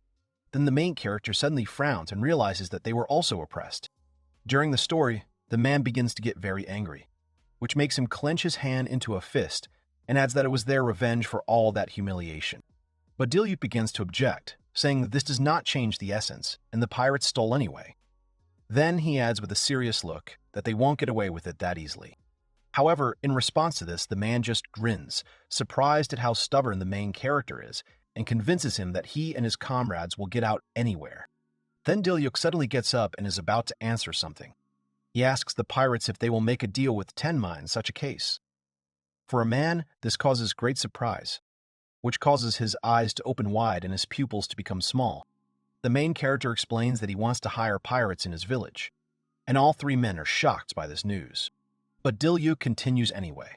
He says that he needs their hard work and knowledge about the sea and offers in return guaranteed money and housing, keeping a confident, friendly smile on his face. Then the man cautiously replies that they, of course, can help with information about the sea, and decides to ask why he needs it at all. The main character remembers what the pirates were talking about a few minutes ago, and says that if they were serious, they have one dream with him. Upon hearing this, the man immediately frowns and asks in what sense they have the same dream. Then Diluc explains that the legendary era that the pirates were talking about existed in Tenma, and tells that he's trying to revive it. The man suddenly screams, asking if he really wants to revive this era, and assumes that such a thing cannot be done. However, in response, the main character does not answer anything at first, but only smiles with complete confidence. Then, clenching his hand into a fist, he says that with his skill he can summon ancient creatures, together with whom he wants to return this era. Diluc turns to the man and holds out his hand to him, asking once again if the pirates will help him. He casts his shocked glance at the hero's hand and freezes in place for several seconds. The man thinks about what Diluc did not show them, but only offered to cooperate, still continuing to look at him. Then he remembers that before they were only oppressed all the time, and, seeing how the main character held out his hand to them, unlike those people, he clenches his palm into a fist. Then the pirates begin to look at each other, about to make a decision. After that, the man gets to his feet, leaning on his knees, and reminds the hero that he introduced himself as Diluc. At the same moment, the pirate holds out his hand to him and asks with full confidence if he will allow him to help him. The main character, surprised by this reaction, and opens his eyes wide. Then the man explains that they also want to see this era, realizing that it may sound a little brazen. Hearing this, Diluc also decides to extend his hand in response and says that he is ready to rely on the pirates. After these words, the guys have a strong handshake. The main character and the pirate shake hands, looking into each other's eyes, while the other two pirates watch with a smile. Some time has passed since that moment. Former pirates began to return stolen items. In addition, as promised, they shared information about the sea, showing everything on the map. Their knowledge proved to be very useful. They talked about safety measures, fish and the like. And then the pirates did something that people clearly did not expect from them. To see their creation, the crowd gathered near the sea, on the pier. The main character casts his gaze at a large and beautiful ship floating in the sea, while Cindy brings her hands to her face and clenches them into fists in surprise. Diluc asks if this ship is intended for Tenma, to which the man responds positively, and adds that Tenma's fishing vessel is now in front of them. Then the main character turns his attention to the flag, and notices the Robilo family coat of arms on it, consisting of a crescent moon and a dragon, wondering how the guys managed to do it. Diluc turns to the man and begins to thank him, calling him Captain Dodoria. A little embarrassed, he replies that you can't hang a pirate flag in such a situation. Alice, beaming with happiness, tries to imagine how much they will be able to catch using the ship, and calls it a fairy tale. The main character hears this idea, and then suggests in this case to go fishing right away. After that, Dodoria's comrade comes out of the crowd and informs him that he will now go and lower the ladder. Finally, Diluc's foot sets foot on this big ship. He leans against the side and, looking down, enjoys the great breeze. At this time, Cindy also stands near the side, looking at the hero and straightening her hair. On the other side of the ship, a joyful Alice and a dwarf are talking to a bear as leaves fly past them. At the same moment, Dodoria's comrades pull on the ropes to open the sails, looking at their captain. Dodoria himself controls the steering wheel, but suddenly turns to them and says encouraging words. Then he informs everyone that they are leaving, and the ship begins to overcome low waves while the guys are watching. The rays of the sun begin to illuminate the ship, as if blessing it on its way. Three comrades turn to everyone to see their reaction. The same ones turn around in response, after which they frown and begin to rejoice with full confidence. The main character, too. The sea calms down, and the ship begins to sail through it with increasing smoothness. Cindy and Alice come to the side to look down and admire the seawater, while Dodoria suspiciously watches them. Then he turns to his companions and asks if those girls are the ancient spirits, in response to which they tell him that it looks like that. Then the captain casts his gaze at Diluc, remembering that he calls incredible people and saying that it is better not to joke with his skill. Suddenly, Cindy comes up to them and apologizes for bothering them. She decides to ask if they will fish in the open sea, and an excited Dodoria gives a positive answer. But then he adds that because of the weather, it would be better to swim a little more. To which she smiles and thanks him. The captain is a little embarrassed and says that Cindy does not need to be polite to criminals like them. But she is suddenly surprised and reports that she has heard that they have become better behaved. Dodoria looks down at the floor and admits that they are not used to someone treating them as equals.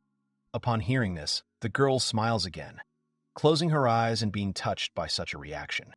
But then she turns to the men and assures them that in Tenma, they will quickly get used to it. Cindy says that the master's goal is to make a place where everyone will be happy. After which she clarifies that everyone will be happy without exception.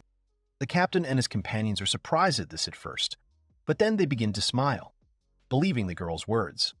Then, when she goes to the side of the ship, Dodoria joyfully announces an offer to catch fish, and thereby please the inhabitants of Tenma. Suddenly, Cindy turns to the hero, forcing him to turn around and take his mind off his studies. She asks if he feels anything, and he replies that this activity is not much different from finding monsters. Then Diluc closes his eyes, trying to focus on something.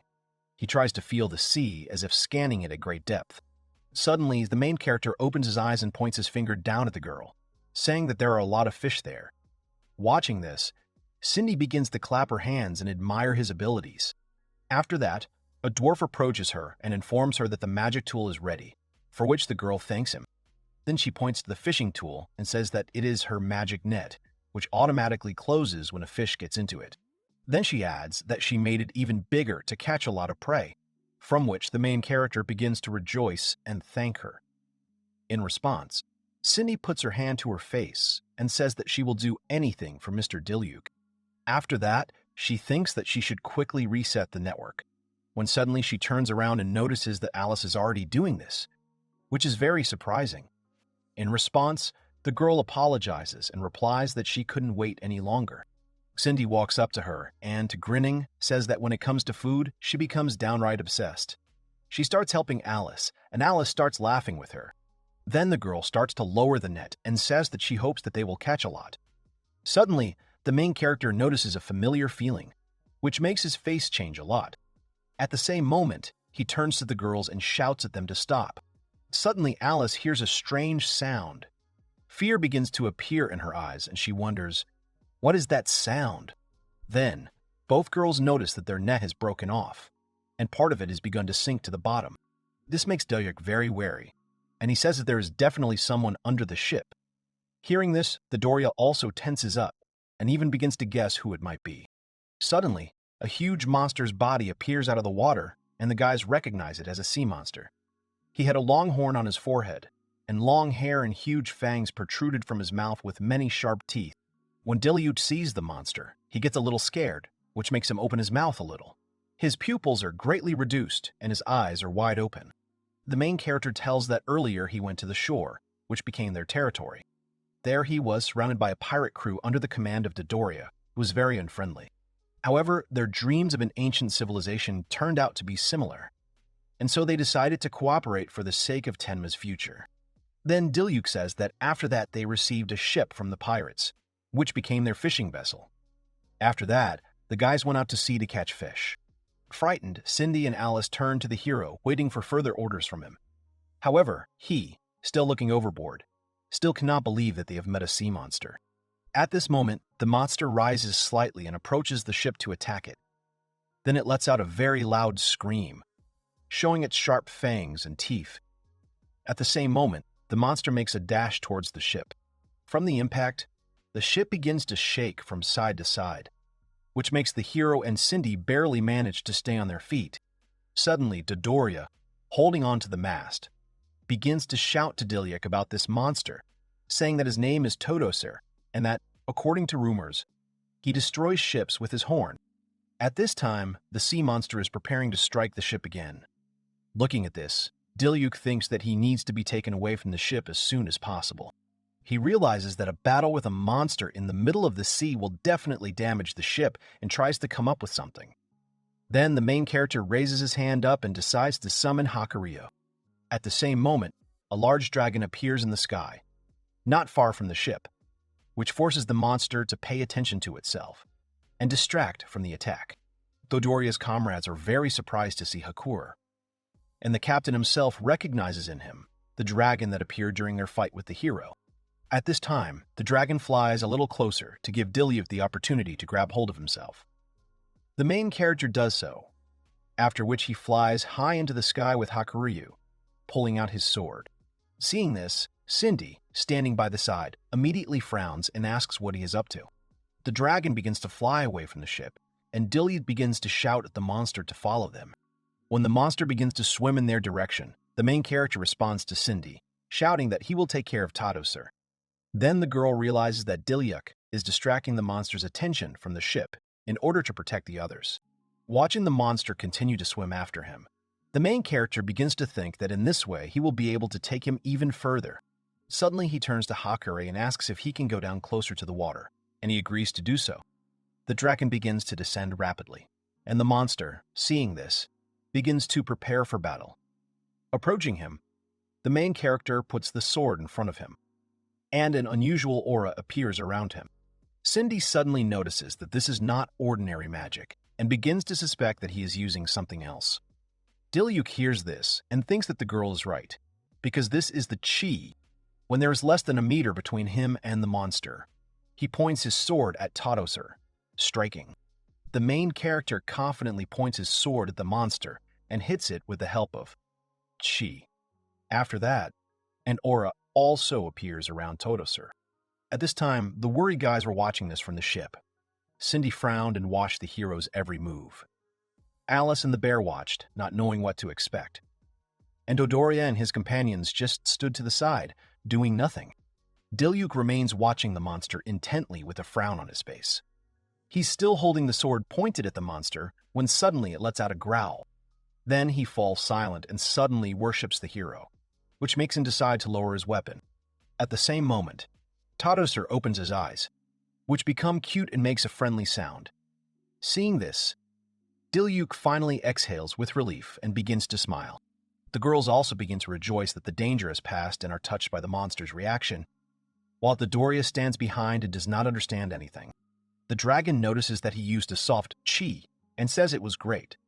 He decides to stroke Tadosur and asks him to try not to arrange this next time, in response to which he again makes a friendly sound in agreement. After that, Diluc returns to the ship. Cindy immediately rushes to him, asking him not to scare him like that anymore. The main character apologizes to her and justifies himself by saying that he did not have time to explain. Then Dodoria comes up to them and says that they surprised him a lot, because, without making much effort, they conquered Tadosur, nicknamed the Lord of the Sea. But in response, Diluc tells with a smile that he did it all thanks to chi.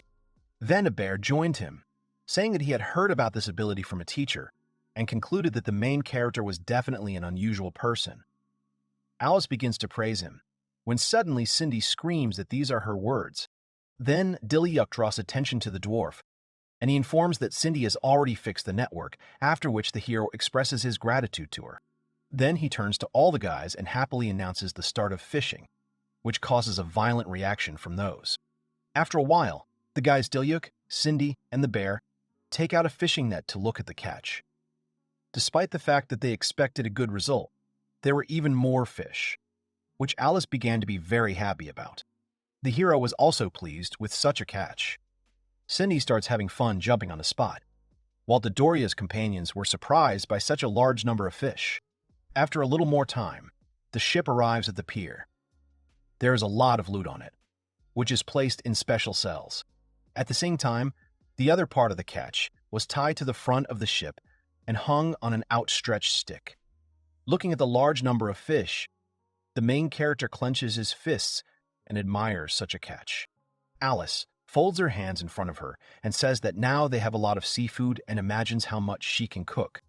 Then she starts happily rushing between Dodoria and Cindy, admiring both of them.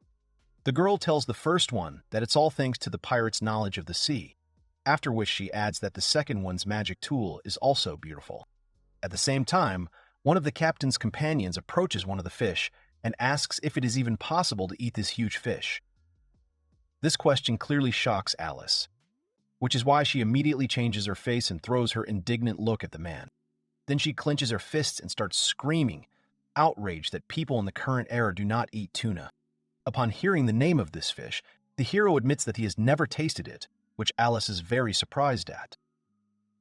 She begins to get angry, not understanding how they can not know the incredible taste of this fish, and decides to make them know its value. Alice opens her eyes, in which a spark suddenly lights up, and promises the guys to cook fish for them. After that, the girl puts on an apron, arms herself with a knife, and starts butchering the fish. She makes a swing with the instrument. Then she separates the two halves of a large tuna body, which she cut effortlessly. The main character is surprised at how Alice quickly coped with such a large amount of work, and Cindy concludes that the girl is also skilled with seafood. After a while, the girl serves the cooked and beautifully laid out dish to the guys and thanks them for waiting. Diluc admires it and says it looks delicious, while Cindy notices that everything is very beautifully sliced, smells delicious, and brings back memories. Alice is a little embarrassed, and reports that after cutting up a lot of meat turned out, and then the main character offers to have lunch right on the ship, admitting that he expected something like this. Then the bear comes to the table and pours wine into a glass, while the dwarf brings the plates. The glass is gradually filled with a drink with the sound of liquid bubbling. Cindy folds her hands in front of her and invites everyone to have a full lunch. And then Diluc wishes them a pleasant appetite. After that, he pins the meat on a fork and puts it in his mouth to taste. At the same moment, Diluc begins to admire the taste of the food and admits that he did not know that there was such a juicy fish. Alice tells with a satisfied face that if you use her skill, then each fish becomes very tasty, after which she advises the hero to eat sashimi with salt to enjoy the taste of the ingredients. Then she turns to him and remembers that he made the salt, but he explains that he was just using Cindy's skill. At this time, the latter eats the dish with pleasure and says that it is not surprising that it's so delicious. Suddenly, the main character remembers about the rest of the crew and turns back while his friends continue their meal. He turns to Dodoria and his companions, offering them to have lunch with them too, but the captain refuses this. The man glances at his reflection in the glass, doubting that it would be normal if they ate with them. However, in response, Diluc smiles and convinces Dodoria that there is nothing wrong with this. He notices that everyone here was born at different times, looking at the way Cindy smiles. Then, looking at the dwarf and the bear, he adds that they belong to different species. After that, he glances at Alice, who is holding two plates in both hands. But from this, the main character concludes that everyone is equal in Tenma, and therefore they eat at the common table. He asks the former pirates to sit down and try the dishes, because Alice's food is very tasty. Then Dodoria carefully takes a fork in her hand and, hesitating a lot, thanks the hero for the food.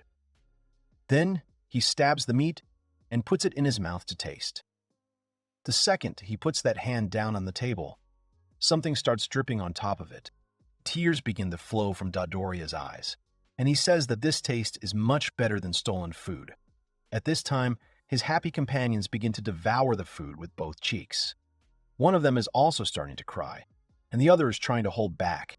Dodoria recalls that they met with Diluc quite recently and admits that despite this, he is already glad to meet them, in response to which he admits the same. But then he picks up a bottle of wine and adds that he is not the only one who is glad to see this meeting. Suddenly, the main character raises his hand up, looking at the sky, and informs them that someone else wanted to greet them. At the same moment, Hakuryu appears above all the guys, and they begin to rejoice at his appearance.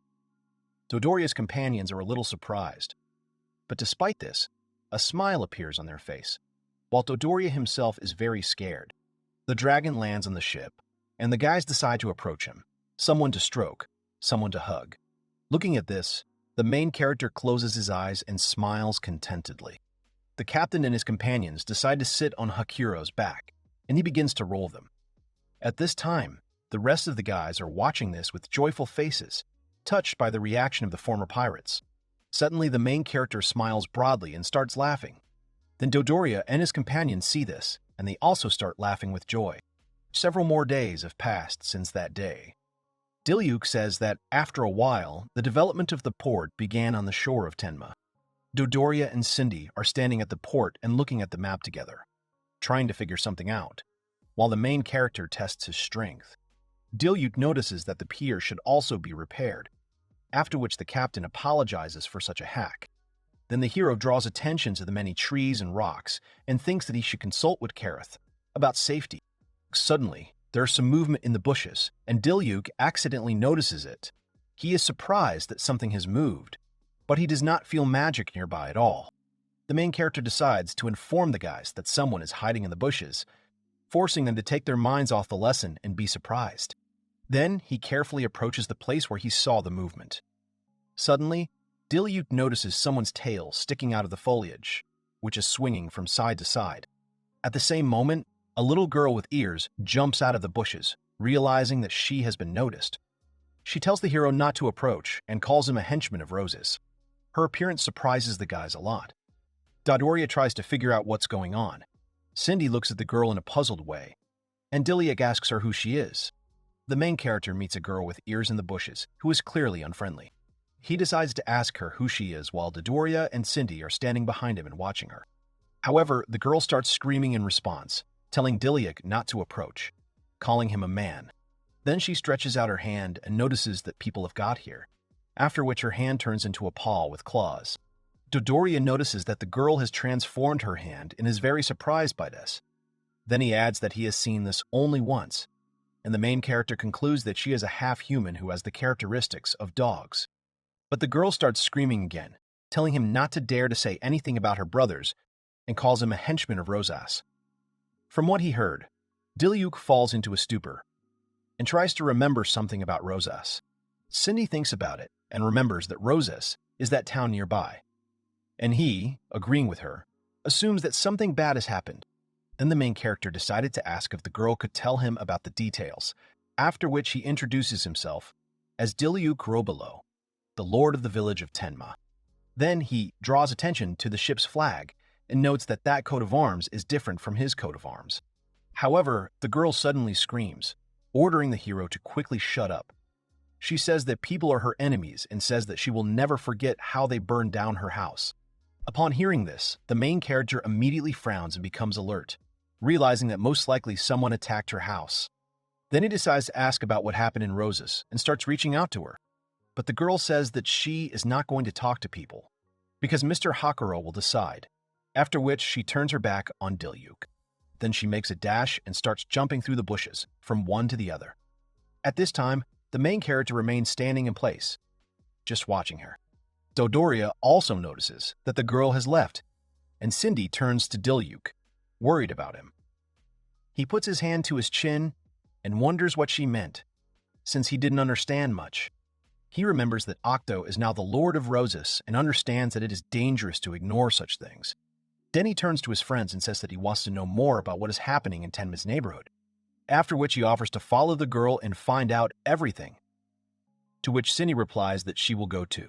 Then Dodoria frowned and looked down, saying that it should not be left like this, and it was worth fighting back against Roses. However, the hero did not agree with him and replied that there was no need to give them a reason to attack, so now he just offers to go on a reconnaissance mission. Suddenly, he thinks again, remembers the angry face of that girl and concludes that it looks like the situation is not easy. Then he suggests that Cindy and Dodoria move into the forest, to which they agree and follow him. They decide to go there with the dragon and, sitting on its back, fly high above the forest. Dodoria asks the hero where the people to whom that girl belongs live while he examines everything below. Then he turns to his friend and replies that they live in the forest of the White Wolf. Diluc says that this forest is located both on the territory of Tenma and on the territory of Rosas. And since this land is not governed by a country, many half-humans live on it. But suddenly, the main character notices that there is a large, empty space among the trees, and frowns heavily. He reports that they are approaching the border of Tenma and points ahead. When the guys land, they come down to the ground to look around. At first, the hero tries to find words, not knowing what to say. But then, looking ahead, he wonders, what is it? He sees the ruins of houses, burned trees, wounded half-humans, and the girl he met in the bushes. Looking at this, Cindy puts her hand to her face and calls what is happening some kind of horror. Dodoria also notices that everything is burned out here and talks about it, and the main character, Seeing such a picture becomes very serious. Suddenly, the girl turns around and notices them, asking if they were stalking her. Diluc carefully tries to talk to her and first decides to apologize. Then he tells her that he just wants to know what happened here. Then the girl stays in place and says that this horror was not caused by the residents of the city of Rosas. Then she turns her attention first to the lonely girl and then to the child sitting next to his parent. The girl asks if the guys want to know about what happened here and what people did to her people. The girl frowns and says that all this happened after Lord Rosasa was replaced. Upon hearing this, the main character changes his mind and becomes wary, suspecting something. Initially, there were few demons in the White Wolf Forest, as many demi-humans lived in peace and tranquility on the territory. But one day, people from Roses came with money and food and said that if the beastmen obeyed Mr. Octo, their territories and lives would be saved. Then Octo himself suggested that they themselves understand what will happen in case of refusal. The chief among the beastmen waved his hand, causing the others to be surprised. The girl says that her father, who was the head of the settlement, agreed with this and signed the document. According to her, this was the beginning of a living hell. She remembers how one of the beastmen was captured after that despite his fear and resistance. Then a spear was pointed at him, after which Octo ordered the men to be handed over to his factories. He turned his attention to the other beastmen and added, ordering them to give out women for their warriors, which made them very scared. And then Octo turned to the others and in addition informed them that they would pay tribute to them every week. In the end, he argued that from now on he is the king and god here. Octo informed the beastmen that they now had no freedom of religion, which made them surprised and upset. Then he turned his attention to the statue and decided to order the disposal of the figurines of this dog, threatening everyone with a bad end. The beastmen began to object, saying that Mr. Hakuro had always guided them and did not understand how to do this. Then the head of the settlement threw himself at Octo's feet and began to beg him to leave at least this statue. While telling this, the girl begins to get furious and frowns heavily, baring her teeth. In addition, her hand clenches into a fist. After that, the girl points her hand back and informs that the people from Rosas burnt everything anyway. Upon hearing this, the hero and Dodoria make a serious face and frown, and Cindy gets very upset. Tears begin to flow from the girl's eyes, and she begins to fiercely ask Diluc about what they could have done to people to deserve this. After a few seconds, she asks him to answer and repeats her question. Then she starts crying and asks what her dad and mom did so badly. After that, the girl calms down a little and clenches her palm into a fist. Seeing this, the main character decides to clarify where her parents are now. However, the girl says that she does not even have a clue if they are whole at all. She then explains that she was taken to Roses shortly before the incident. Suddenly, she clenches her fist even tighter again and remembers that her friends are gone too. This news makes Dodoria and Cindy even more angry. Then the main character realizes that everything is even worse than he expected. He concludes that Octo did not think at all about people's lives, but simply went along with his desires, and thinks that this is very similar to him. Then Diluc realizes that now Octo is capable of any cruelty, and decides that he cannot be allowed to continue in the same spirit. He frowns heavily and tells himself that he needs to save these people. However, after a second, his face immediately changes, and he decides to ask the girl if she wants to go to Tenma with them. Upon hearing this, she becomes enraged and decides to ask Diluc's proposal again. She puts her hand to her chest and asks if he really wants her to go to a human village, surprised that he thinks she will trust him. However, contrary to the girl's expectations, the main character says that she may not trust him, which is why her look changes a lot. Her eyes begin to look at Diluc's face and realize that he is very serious. Suddenly, he answers her that the girl herself must understand that there are many wounded here and that it is dangerous for them to stay here. But the girl behind whom there were ruins begins to object. She clenches her hands into fists and tries to say something, while fear begins to be red in her eyes. Suddenly, she hears a voice calling her name, calling her Kodoro. The girl turns and sees a beastman behind her, who stretches out his hand to her. At the same moment, she runs up to him and calls him Grandpa. He lies down on the ground out of impotence and tells Koro that the main character is right, calling him a young man. Then he adds that they are already at the limit and convinces his granddaughter that the young man can help them. While the girl looks at his condition with horror in her eyes, He says that the beastmen can move to Tenma.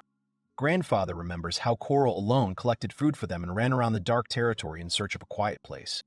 Then he turns to her and says that she did a good job, while tears begin to flow from her eyes like a river.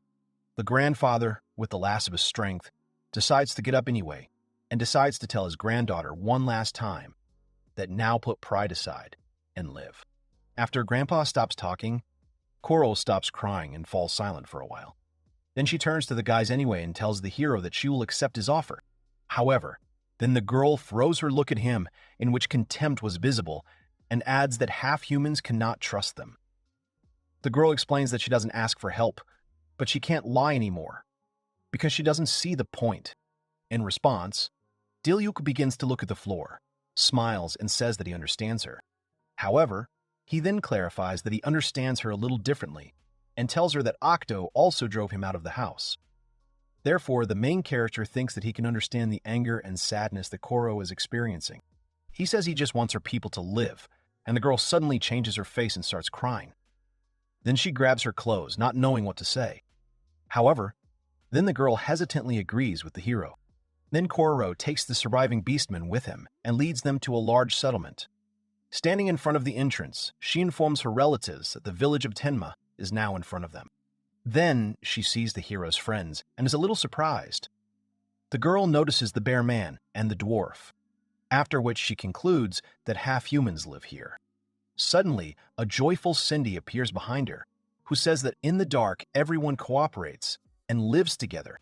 At the same moment, Koro's gaze changes and his eyes become wider. Seeing this, the chief says that Cindy is not lying, and everyone here is free in faith and culture. Then the girl takes out a small statuette and makes a conclusion about Hakuro's intentions. The main character approaches her and confirms her words by holding out his hand. First, Koro hands the statuette to him. Diluc pays attention to her, and then the girl with a sad face tells that she's the only survivor. However, then she notices that the statuette is pretty cracked and is not in the best condition. Diluc begins to peer into this interesting object. Suddenly, he realizes that this statuette is a symbol of the pride of the people to whom Koro belongs, looking at how she hugs her to herself. Then the main character politely smiles and offers to fix her thing, asking if the girl would mind it. Upon hearing this, Koro raises his sad gaze at him, in which there was a drop of hope, and clarifies whether he can do it for sure. Suddenly, Cindy appears from behind him, who confirms her guesses and tells her to just give the statuette to the hero. For a while after that, Diluc and Koro remain standing in place and look at each other. In the end, she still decides to hand the statuette to him. He is pleasantly surprised by her trust in him and makes him smile. He picks up the object and uses an alchemical transformation, after which the cracks on the statuette disappear. Koro is greatly surprised by this and turns to Mr. Hakuro. Suddenly, tears begin to come to her eyes, and she calls the statuette the pride of her people. Diluc says that now they can only give this and assures the girl that they will definitely help her. Then, with a smile, he hands Koro her statuette, while Cindy and Dodoria watch with kindness in their eyes. The girl casts her gaze at the thing and carefully stretches out her hand, while her relatives happily support her. The statuette is passed directly from hand to hand, and until the girl takes it, the main character does not let go of the object. Tears begin to flow from Koro's eyes again, and she turns to Diluc, calling him master. In response, he just smiles and closes his eyes. Finally, the girl takes her thing from his hands and, hesitating a little, expresses her gratitude. Then she begins to discuss something with her relatives, while the main character silently watches this. He thinks about how they help these half-humans, but realizes that the main problem has not yet been solved. After that, Diluc turns to the direction from which the wind blows and promises that he will stop the tyranny of Octo for the sake of the inhabitants. The next day comes. The main character knocks on the door of the house before entering. When he goes inside, he sees in front of him the beastmen sitting at the table, and Alice, who serves them, as well as a dwarf. Diluc wishes everyone a good morning. Then everyone immediately pays attention to him and wishes him the same, rejoicing at his appearance. In response to this, the main character smiles and notices that the people of the beastmen look quite cheerful today. He says that it has been several days since their arrival. Now the beastmen are slowly getting used to life in Tenma. Diluc decides to ask one of the women about the condition of her arm wound, and she replies that everything is much better thanks to his potion. Then, the hero becomes calmer. Suddenly, he remembers Kororo and asks where she is now, turning back. The woman wants to tell him what the girl is doing at this time, when suddenly they both notice a tail sticking out from around the corner. At this moment, Koro is sitting on his knees in front of a low table, taking one hand and the other in front of him. She turns to the great Hakuro and asks him to protect her mom and dad. At the same moment, the hero looks around the corner to watch her. He thinks about the fact that even though the beastmen are here now, however, this does not change the fact that they have lost their home and relatives. Then the main character realizes that he wants to help Koro's parents. Then he suddenly clenches his hand into a fist. His gaze becomes more furrowed, and he realizes that there is no choice left. After that, the story's transferred to another house. Diluc takes a step forward and begins his speech. He looks around at all the guys standing at the table and waiting for his words, and concludes that everyone is gathered. First, the hero casts his gaze at Cindy, Alice, and Dodoria, standing on the right side. Then he looks at the bear, the dwarf, Karoth, and Balak, looking at him from the left of the table. After that, he stops at the seriously minded Kororo.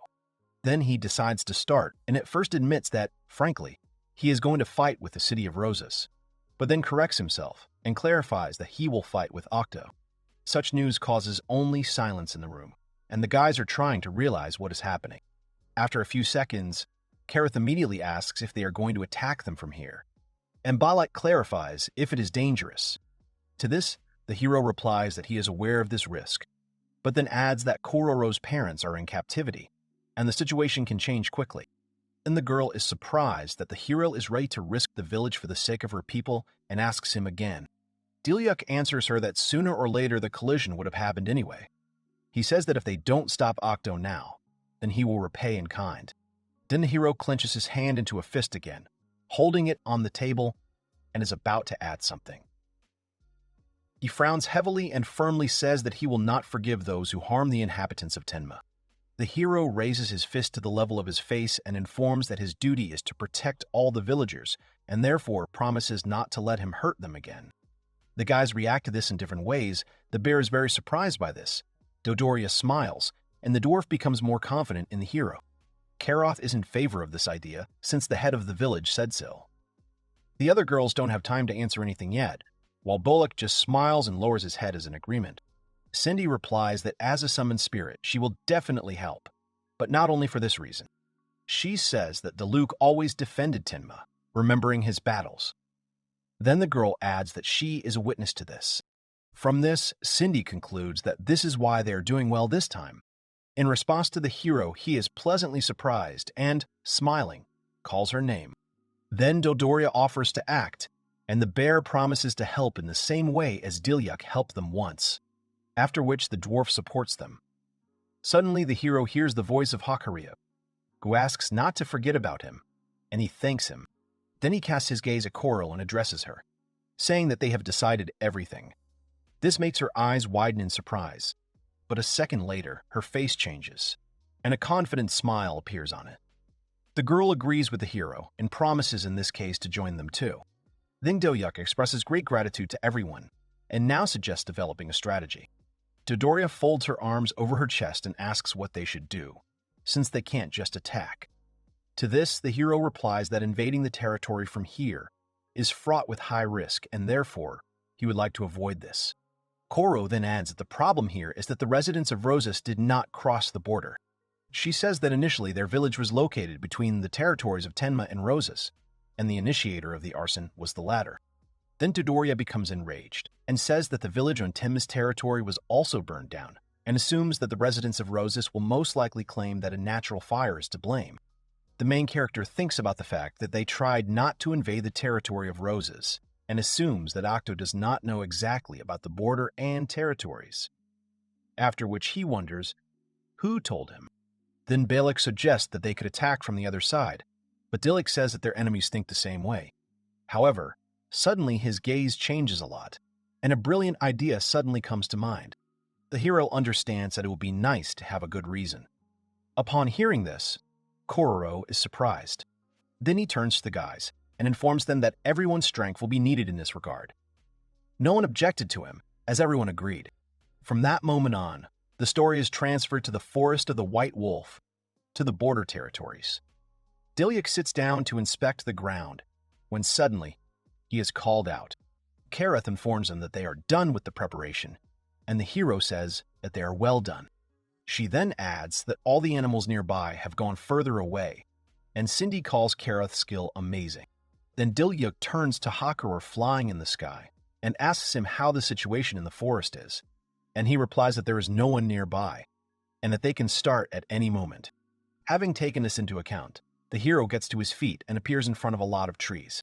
Suddenly, he pulls out his sword and holds it out in front of him, exhaling heavily. The hero then uses the release of magical power, after which his bracelet is activated. At the same moment, a spiral-shaped fire appears around his sword. Seeing this, Cindy is surprised at how much accumulated magic is in the bracelet. Then Diluc makes a big swing, after which he releases all the fire magic forward. All the trees in front of him immediately burn down, and thus a straight path appears. The fire sweeps very far and burns everything in its path. When the hero finishes his machinations, Cindy starts screaming that they now have a way. He turns to her and says that he will continue to rely on her, and she promises that she will not let him down. Then the girl stretches her arms out in front of her and uses an alchemical transformation, after which something similar to a pentagram appears in her hands. Diluc puts the sword in front of him again and concludes that everything is fine and going according to plan. However, suddenly he hears footsteps. The hero asks what kind of sound it was and assumes that it is an enemy. After that, people come out of the forest, and Diluc, frowning, realizes that they have come after all. 2 soldiers of Roses appear before him. One of them turns to the hero and asks what he is doing on their territory, and the other says that he will have a bad end if he decides to attack them. The soldiers point their spears at Diluc and, asking who he is, order him to give his name. Then he introduces himself with a smile as Diluc Robello, the lord of the village called Tenma. Upon hearing this, the soldiers are shocked and ask him again. They then conclude that the lord himself attacked them and tell them to prepare for revenge. One of them starts to advance and makes a dash. He then extends his spear forward to strike. However, Diluc blocks it with a light movement, putting it under the sharp part of the spear. He confidently says that the soldier is talking some nonsense and is watching his reaction. Upon hearing this, he clearly starts to get nervous, and then the hero adds that they will face his revenge. Then the attacking soldier retreats, and his comrade does not even dare to attack. Suddenly he notices that there is fresh earth under his feet and is greatly surprised by this. Then the soldier raises his head, hearing a voice that confirms his guesses. Cindy adds that this road was just created for Tenma. The soldier who attacked the hero becomes enraged and asks again what the girl said. Suddenly, he is informed that the right way to the territory lies behind the trees standing behind, forcing him to look back. Cindy says that they disguised the real border using fallen trees and grass. Thus, the soldiers, without knowing it, suddenly crossed the border and found themselves in the territories of Tenma. Cindy explains this to them. She then explains that, simply put, the soldiers broke into foreign territories, thereby shocking them. Seeing this, the girl smiles contentedly and frowns. Not knowing what to say, the soldiers just stay put and continue to remain silent. One of them realizes that he did not notice it in the dark and begins to get angry at himself. However, then an idea comes to his mind. He tells the guys that reinforcements will arrive soon at the sound, and that there is nothing to be done about it. After that, voices begin to come from the bushes, which find out where the noise came from. After a while, reinforcements come out of the bushes, and then the soldier says that there are more Roses people, from which he concludes that the hero and his friends have already lost. But Diluc is not a bit scared and, instead, calls out to Carrot. Hearing her name, the girl adjusts the bow on her head and informs that she understood everything. Then she takes out a large hammer and hits it on the ground, causing sparks to appear around. After that, the girl picks him up and says that it's very good when everything goes according to plan. She hits the ground with her hammer again and jumps up for a stronger blow. A second later, traps appear under the soldiers' feet. After another moment, they immediately close, causing them to scream. The soldiers are trying to figure out what is happening and feeling terrible pain. They are trying to break the trap. Despite this, Kareth reports that it is not fatal.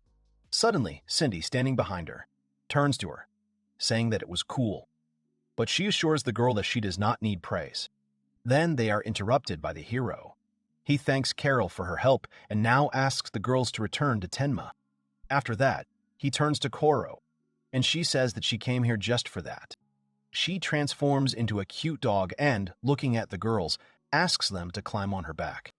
Cindy admires what is happening, and Kareth notices that she can even transform. Then they sit on Koro's back, and she asks them to hold on tight before making a dash. The hero turns to her and asks them to protect the village, to which the girl agrees. After that, she leaves the battlefield. However, Cindy is still worried about Diluc, looking at how he gradually disappears behind the trees and bushes. But then she starts looking ahead and wishes him luck, promising to do her duty too. While the soldiers were in pain on the spot, the hero informs them that the traps created by Kareth will soon disappear and advises them to run if they want to. He then adds that he does not want senseless bloodshed, continuing to hold the sword in front of him. After a few seconds, the traps disappear, and the soldiers decide to retreat. But one of them, holding a spear, still stays in place and asks the hero to attack, assuring him that he will not escape. Then Diluc squeezes the hilt of the sword even harder. After that, he makes a swing with it and uses the Robolo style. He then creates a very powerful magic ray called the Moonship Slash. From such a strong blow, the soldiers are thrown in different directions, which causes them to start screaming. When the magic ray disappears, they begin to gradually come to their senses and crawl away. Seeing this, the hero frowns and concludes that it seems that there are fewer people willing, while a drop of sweat is dripping from his forehead. But the two soldiers who came first remain lying in place. One says that Diluc is too strong, and the other wonders where he got so much strength from. Suddenly, the hero raises his head and, looking at the sky, realizes that dusk has thickened. Then he realizes that the soldiers of the Night Watch can no longer move, and the escapees have most likely already called for reinforcements. Then he looks down at the floor and thinks that more trained fighters will come next. Diluc stretches out his sword arm in front of him and, noticing a tremor in his body, concludes that he has spent too much strength. However, suddenly he remembers something and reaches into the inside pocket of his jacket. The hero says that it is for such situations that he has food with him, which Alice has prepared. Suddenly, memories flash before his eyes of when she said that she was not very useful in battle and offered him her food, hoping that at least she would help him. Chewing on the food, Diluc begins to feel that his magic has been restored, for which he mentally expresses gratitude to Alice. Then he puts the sword in front of him again and thinks that now he cannot be afraid of another batch of soldiers, since he will definitely protect the dark, because that is his plan. The hero decides to take over the reinforcements with full confidence, which makes him frown heavily. But suddenly, only one person comes out of the forest, who notices what kind of Diluc has power. When he comes out of the darkness, he turns out to be a tall man, vaguely octo-like, with long black hair. With a malicious smile, he offers Diluc to fight with himself, making him wary. Standing in front of the man, the main character decides to ask who he is. However, in response to this, he asks to show what Diluc is capable of. The departing soldiers turn around and call him Mr. Daltrin, adding that the hero is clearly unable to cope with him. Looking intently at the man, Diluc assumes with full confidence that he is definitely a leader from the city of Rosas. Daltrin remembers that his lord talked about him and said that he wanted to repay him for what he had done, calling it utter stupidity. Then Diluc notices that the man is not shy in his expressions when it comes to his master. But Daltrin begins to laugh when he hears that the hero called Octo a gentleman, and says that even though he has money and land, he doesn't have enough brains. Then he adds that Octo does whatever he tells him and asks Diluc the question, "Why is this so?" After that, the man pulls out his weapon and says that in order to continue living like this, he will give him a helping hand. Having said that, he starts waving his instrument. The hero realizes that this is Morgenstern and thinks that he needs to be more careful. He dodges the blow, but it's still Straining notices that he has a good reaction. However, he then convinces him that it's not that simple. The man stretches out his hand and informs that Diluc has not yet seen him fight for real. Then he becomes alert and realizes that Daltrin has a skill. He then asks the hero if he hears anything and calls it the sounds of his defeat. Diluc notices that the noise is coming from the forest, but for some reason he does not feel the thirst for murder, but something else. Suddenly, someone's paws first appear from the bushes, walking forward. Then the hero notices silhouettes that look like people with ears and seas, spears in their hands. When they come out of the darkness completely, Diluc manages to make out scared beastmen with weapons in their hands. He is surprised that the warriors are beastmen and asks about it. In response, he smiles and tells them that it's time to serve their master, calling them unfit. These words make their bodies tremble even more violently. The hero even notices elves among them and thinks that he is seeing exactly what Koro was talking about. Then he remembers how she told him that there are many species living in roses, many of which are half-humans. She was very afraid that they would be brainwashed. Koro admitted that she herself does not understand why all this is happening, but the hero answered her with his serious silence. Then Diluc realizes that the capital of the demi-humans has been invaded by people from the city of Rosas. Then he notices how they are trying to resist the order. One of the half-humans starts shouting that he does not want to fight at all, but his body does not obey at all. The hero clarifies whether the man controls them with the help of a skill, and he confirms his guesses, adding that this skill is very rare. After that, Daltrin grabs one of the half-humans by the arm and pulls him towards her. He points to the special bracelets on him and says that they do not allow the fighters to resist his will and, at the same time, depriving them of their own. The man once again points to the half-humans and calls them the hero's favorite people. But seeing how he remains standing in place with a serious look, he decides to ask if he can kill them. Diluc replies that Daltrin oppresses people for his own benefit, after which he notices that he is the same as Octo. Seeing how this did not please the man, the hero adds that he cannot forgive those who treat their people like things, and promises to defeat them like the Lord of Tenma. Then the man throws the half-man aside and tells Diluc that he can speak out as he wants. After that, he orders his fighters to join the battle, surround the hero and attack him, again calling them unfit. But Diluc reports that he knows not only fencing. Then he stretches out his hand, near which a familiar thing appears. The hero uses the alchemical transformation, and thinks that since he is in the forest, he will have enough material. Daltrin sees that Diluc used a skill to bind one of the demi-humans and begins to get angry. However, then he glances at the other warriors. Then he realizes that the hero will not be able to cope with so many, and simply will not have time to connect everyone. Then Daltrin notices that he is already at the limit and cannot attack, looking at how the hero is barely holding on. Realizing this, the man begins to laugh plaintively. Then he orders the half-humans to start firing, and the archers pull the bowstring with an arrow at once. A second later, arrows begin to fly the hero from all sides, which he was clearly ready for. He frowns heavily and uses the Robello style. Then Diluc makes a swing with his sword and makes a cut of the moon shadow. After that, the arrows fly back, and some of them fall at Daltrin's feet.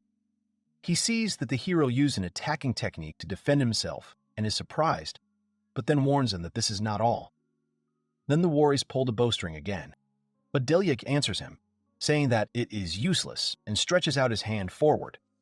Then he applies the alchemical transformation, after which a high hill appears between him and the fighters. The man sees that the hero has made an earthen wall and is furious about it. Then he notices that he is now attacking from a blind spot. Daltrin, gritting his teeth, expresses himself and tries to urgently come up with what can be done. Suddenly an idea comes to his head, and he tells the hero that he was joking. Diluc doesn't understand what he means at first, but he strains anyway. At the same moment, the man rushes to the head of the demi-humans and pulls him to himself. Then Diluc stops and realizes what he is up to.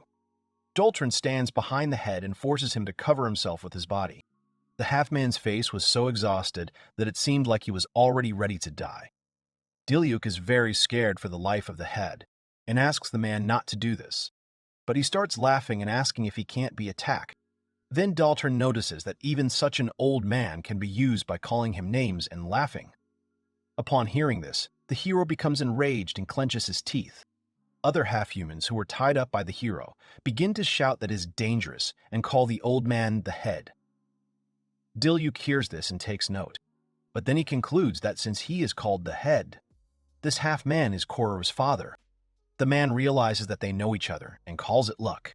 Then he tells Diluc not to move if he does not want the head to suffer. which is why he expresses himself, realizing what he is in for. Daltrin then turns to his warriors and orders them to head for Tenma, saying that the time has come. The hero shudders at such news. After that, the man allows him to go after them, as he assumes that he does not want Tenma to be destroyed. The hero realizes that he can send Hakura, but another thought comes to him. Suddenly, Daltrin starts laughing and says that he can leave the old man and return to Tenma, calling him Diluc row below. He then adds that the hero cannot save everyone, and reveals his weakness in that he cannot abandon anyone. However, after that, Diluc smiles and informs the man that he has not lost yet. Daltrin does not attach much importance to his words, and says that he only knows how to scratch his tongue. Then Diluc says that he knew that Tenma would be attacked, and explains that his task is to stop the man, and he asks him again. The hero then adds that Tenma will be protected by Cindy, Kareth, Balek, and Dodoria, who recently left. He imagines how his friends will be armed and with what dedication they will fight, saying that his comrades are strong. After that, the hero adds with full confidence that he believes in them with all his soul. But Daltrin just Trin. Suddenly, the head begins to gradually come to his senses. At first, he keeps his eyes closed, constantly repeating his daughter's name. But then he closes them anyway. As soon as he notices the hero in front of him, he immediately asks if his daughter is okay, gently extending his hand to him. Diluc answers him that Koro is safe, and tells him about the promise to return all her loved ones that he gave her. The head's gaze suddenly changes, and he clenches his hand into a fist, clutching it to him in disbelief. Daltrin comes up to him from behind and says that he acted very presumptuously. Then he adds that these people will be his shield until they die and begins to act on the head's brain with magic. He begins to scream in pain, and his bracelet digs into his skin again, starting to control his body again. The hero notices this, when suddenly a thought comes to his head. Looking at how the head is being held hostage again, he understands something. Then Diluc decides to say that he will definitely save him so that he can live happily with Koro. Then he begins to look the head in the eye and asks, based on this, to trust him. Upon hearing this, the half-man opens his eyes again and begins to believe the hero. This makes the bracelet stop working on him again. Then Diluc swings his sword and is about to attack the man. Daltrin is very surprised by this and concludes that the hero has decided to leave his people after all, while fear begins to be read in his eyes. After that, Diluc begins to approach Daltrina with a loaded sword. A magical aura has formed around him, and he continues to move. At this time, the head remembers the words of the hero that he wants them to live happily together with Koro, and how the hero asked him to trust him and decides to do so. Then the head stretches out his hand and uses his powers. His hand begins to turn into the paw of a beast and increase in size. In the end, the bracelet does not stand up to this and collapses into many parts. As a result, the head turns into a big dog and runs away from Daltrin until he realizes how he managed to destroy the bracelet. Then the man asks the hero how he still has the strength and gets furious about it. In response to this, a confident smile appears on the hero's face. Then he rushes to Daltrin and stabs him while the head runs up to his relatives. When he reaches them, he immediately falls to the ground, thereby scaring them very much. The half-humans begin to call out to the head and rush around him. He then transforms back into a human and tries to recover while the others ask about his condition. However, one of them asks another question. Looking towards the hero, why did the bracelet break? Daltrin smiles and admits that he did not expect the head to remove his soul control. Then he realizes that now his opponents know about his skill and pulls out his weapon again. But the hero notices that the man constantly protects his ring and decides that it is his weakness. Diluc thinks about the fact that through the ring he controls the hearts of people who have a bracelet on them and strengthens control over them. Then it turns out that a man's skill is to obey, to strengthen control. The hero understands that if he removes control, then the strength of the bracelet will decrease, but he also realizes that he cannot do this to everyone. Then he decides that he needs to destroy Daltrin's ring and stands up with a sword. He picks up the Morgenstern from the ground and starts laughing, saying that he warned that the battle with him would not be easy. After that, he abruptly raises the heavy part of the weapon and makes a swing. The hero understands that Daltrin has a lot of magic, since he is able to control so many people.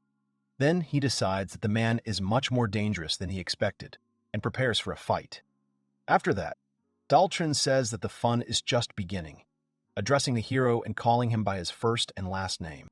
At this time, the subordinate half-humans come to Tenma village feeling very guilty.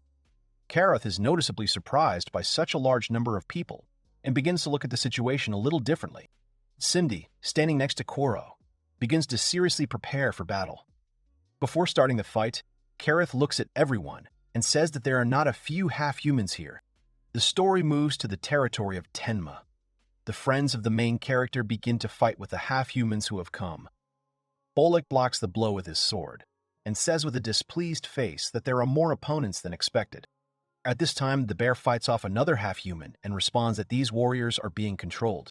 Then Dodria dodges the attack and says that it is very difficult to fight, trying not to harm the opponent. After which he gives him a slap on the back of the head and apologizes. At the same time, the dwarf begins to examine the bracelet on the arm of one of the half-humans and informs everyone that these are magic bracelets.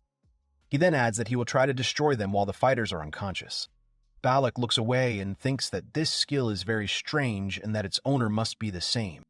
The bear is again surprised by the number of half-humans and begins to worry about the hero, after which he asks the others if they think Diluc is okay. Balak confidently replies that the hero is probably fine and you shouldn't worry about him.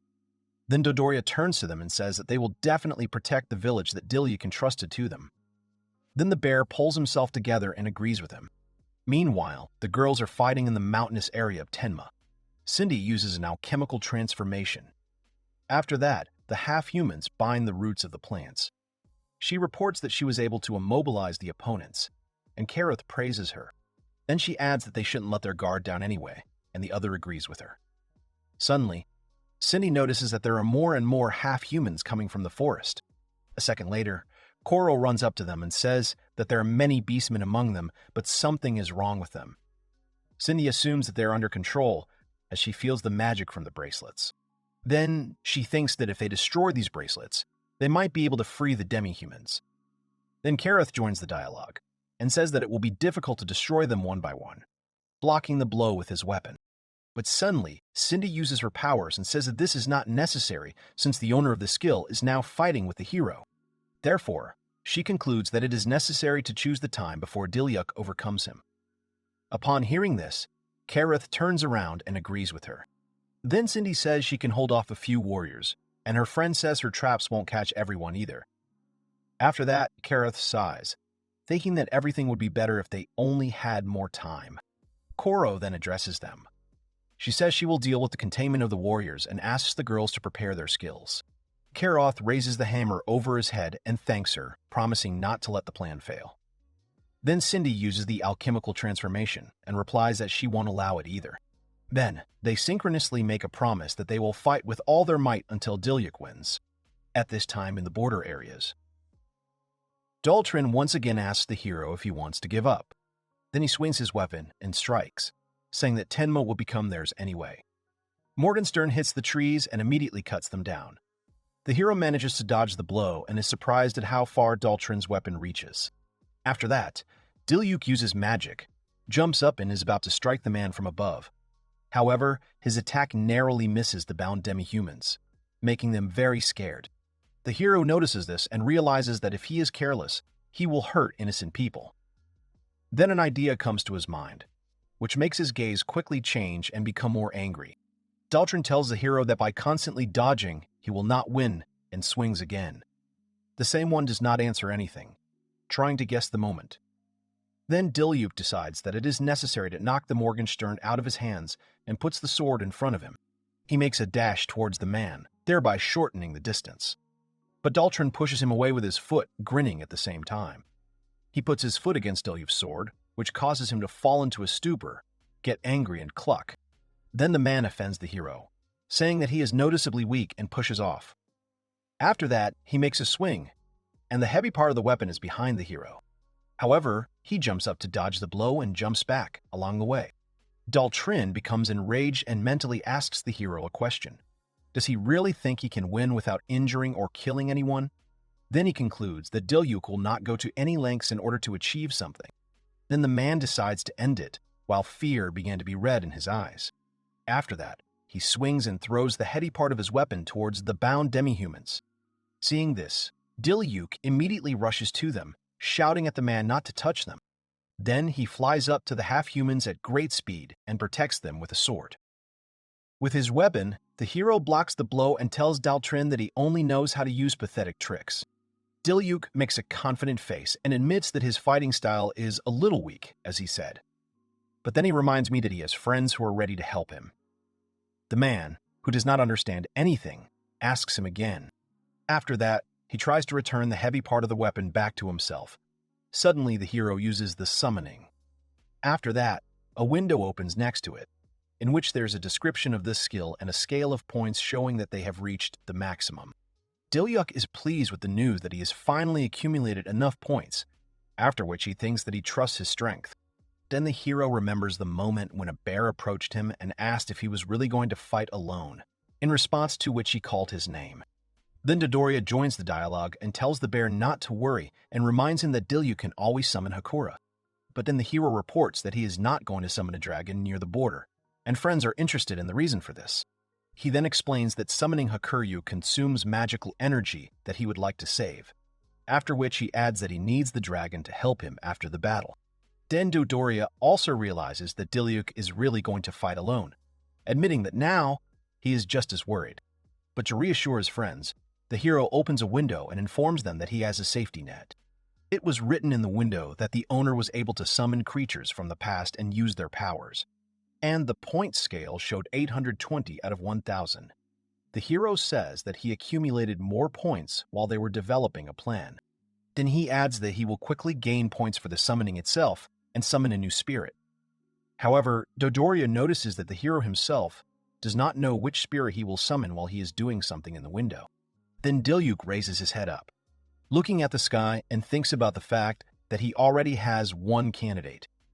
After which he remembers what Henkyou said, when the dragon told him that the militant spirit would respond to his call as soon as it received the scent of battle. Then the hero stretches out his hand in front of him and addresses the ancient spirit, asking him to go through time and appear. Then an unusual aura begins to form around him, and he uses the summoning of the ancients. At the same moment, a tiger-like spirit appears on the battlefield and begins to growl angrily. After that, he is glad that his turn has finally come, as he's been waiting for this for a very long time. The tiger makes a dash, pushing off with its hind legs from the ground. At the same moment, he appears in front of the hero and covers him with his body to protect him. Seeing Daltrin in front of him, the tiger changes his gaze and makes him more aggressive. The man is very surprised by his appearance and becomes furious, realizing that his defeat is near. At this point, Diluc decides to open a window and look at information about the spirit he has called. There he sees that the spirit is called the Furious King of Beasts, who has 1 level out of 5.